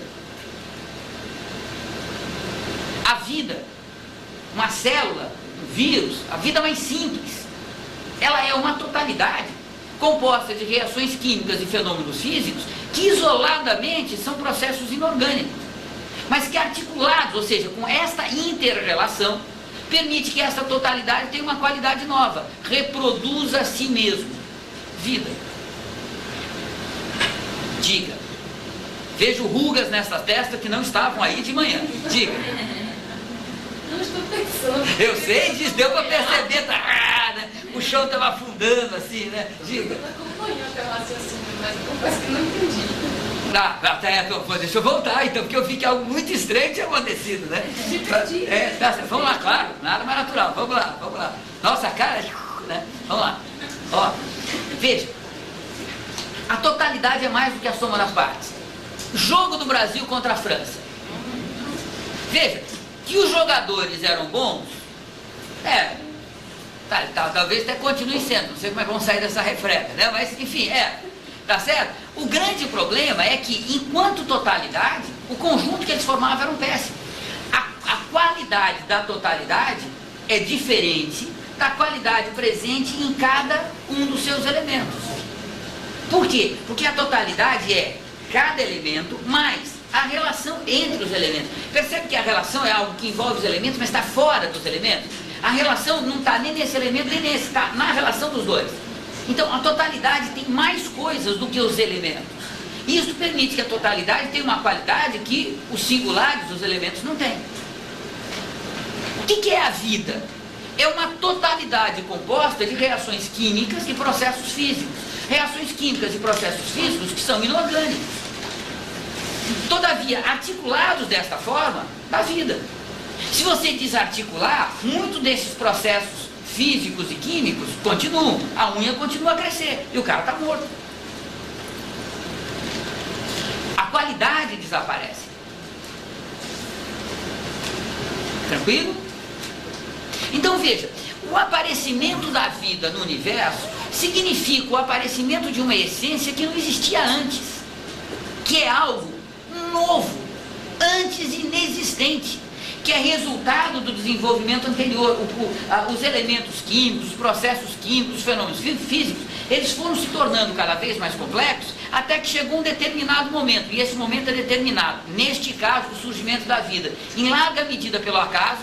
Você tem determinada articulação entre determinadas reações químicas e processos físicos que, possibilita formar um organismo que reproduz a si próprio. Começa a vida. Isso é um salto ontológico.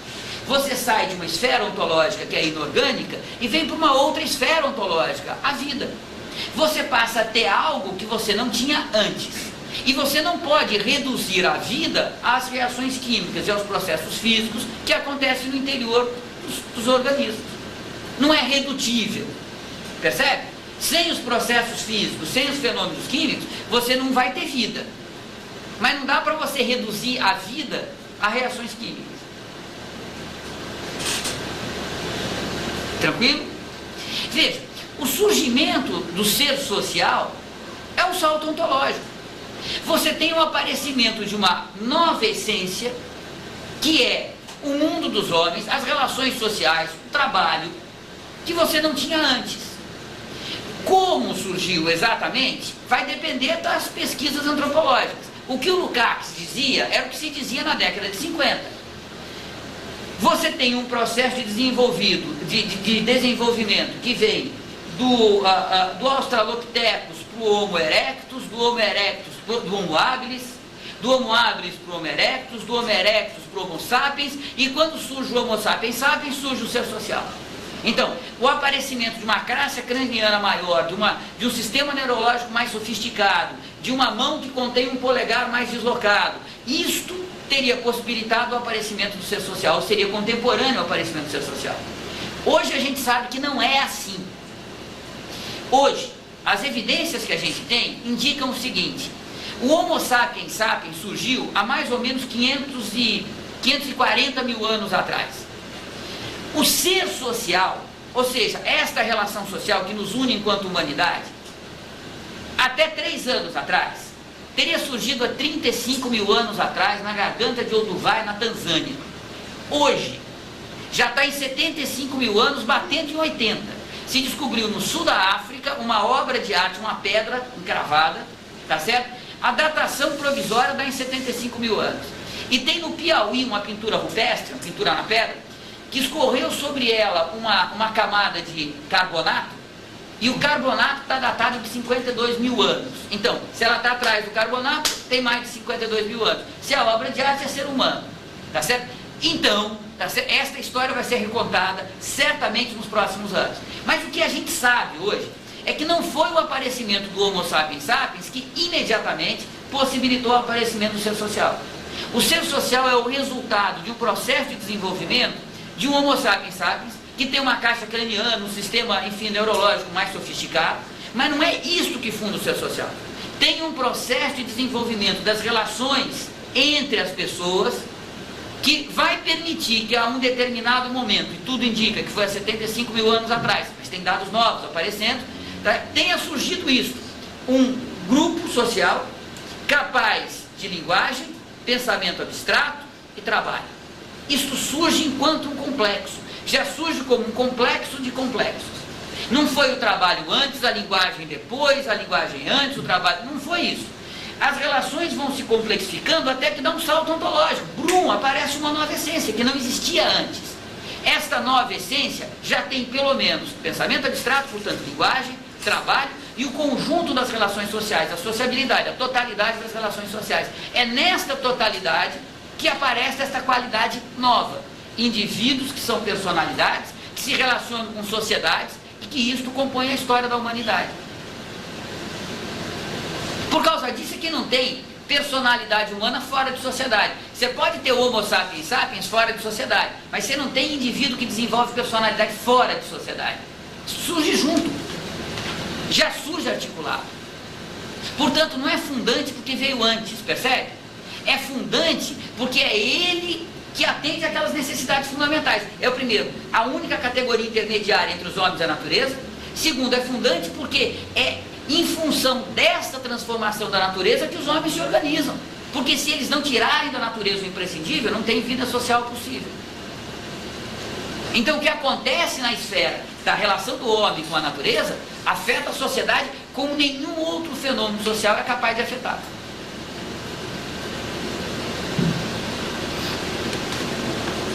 Melhorou? Mas você sabe o que é mais genial? É que descobriram um ser social que não é o Homo sapiens sapiens. Isso é genial.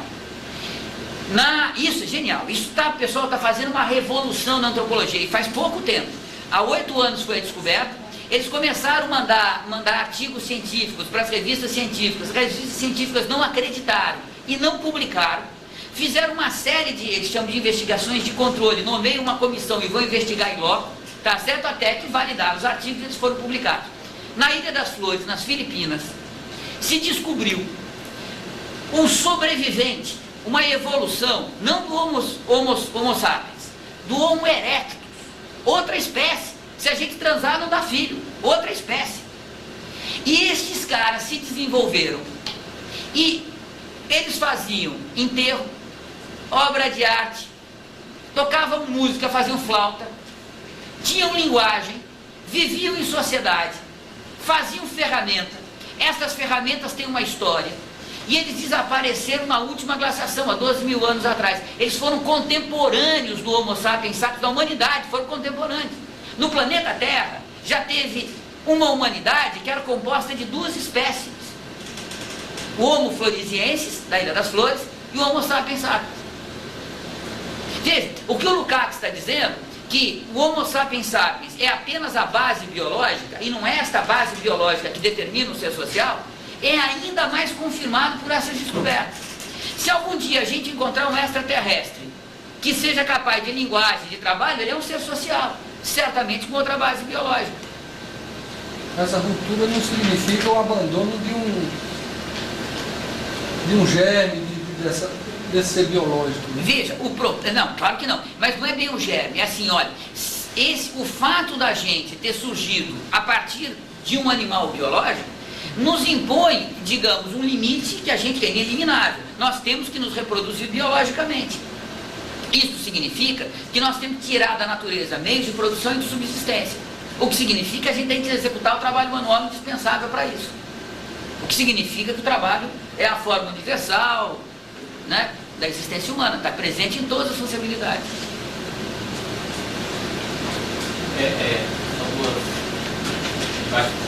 Você colocou quem é que veio primeiro, se veio ao mesmo tempo, a comunicação e o trabalho, né? Porque para se formar um grupo, pressupõe que tenha comunicação entre esse grupo para dar um tipo de consistência. Claro. O problema é que não é comunicação, é fala. Você tem comunicação que não é fala. Mas é interessantíssimo, veja. Se a gente pegar o que acontece, se a gente pegar os indícios antropológicos que a gente tem, que portanto a gente não tem mais a fala, você tem determinadas ferramentas que são construídas de uma forma muito parecida em vários sítios arqueológicos, você tem determinadas produções culturais, por exemplo, contas, né, furadas no meio para fazer colar, de uma forma muito parecida em diversos sítios arqueológicos, que pressupõe que você tem uma comunicação entre eles. O acaso faria com que você tivesse produções muito diferenciadas. Então, né? Agora, a questão é, que comunicação é necessária? Enquanto você não tem o trabalho, ou seja, enquanto você não produz constantemente novas necessidades, novas possibilidades, você está produzindo novos objetos, enquanto isto não acontece, a comunicação por sinais é mais do que suficiente. A vida permanece mais ou menos a mesma e você tem que sinalizar aquelas situações que se repetem sempre. Encontrei comida, encontrei água, tem perigo, olha aquilo, olha... Então, aí os sinais são não só suficientes, mas são muito mais eficientes do que a linguagem propriamente dita. Tanto é assim que para determinadas situações a gente mantém um sistema de sinalização ainda mais sofisticado. Sinal vermelho para, verde prossegue, né? Setas aqui, setas ali, tá certo? Determinados símbolos, né? E que isso funciona muito melhor, para esses casos que se repetem sempre, funciona muito melhor do que a linguagem.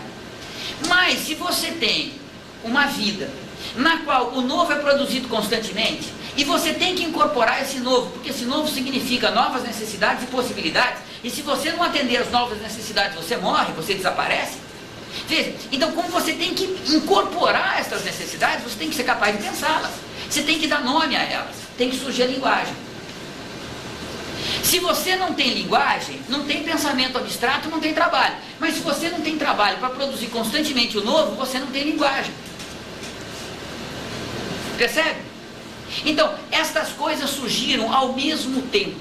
O ser social não surge assim, trabalho, linguagem, totalidade social.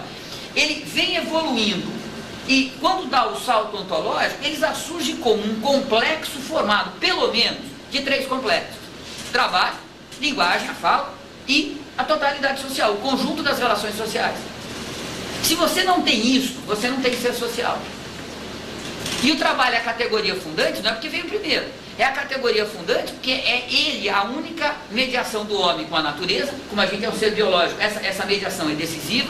Em segundo lugar, porque é em função dessa transformação da natureza que a gente vai se organizar em sociedade para sobreviver. Então, é isso que faz o trabalho a categoria fundante. O que acontece na esfera do trabalho tem uma repercussão maior na reprodução social do que tipicamente aquilo que acontece nas outras esferas. A gente vou mostrar para vocês como. Tá dando para entender ou tá ficando confuso demais? Tá dando? Certeza. Posso dar o próximo passo então?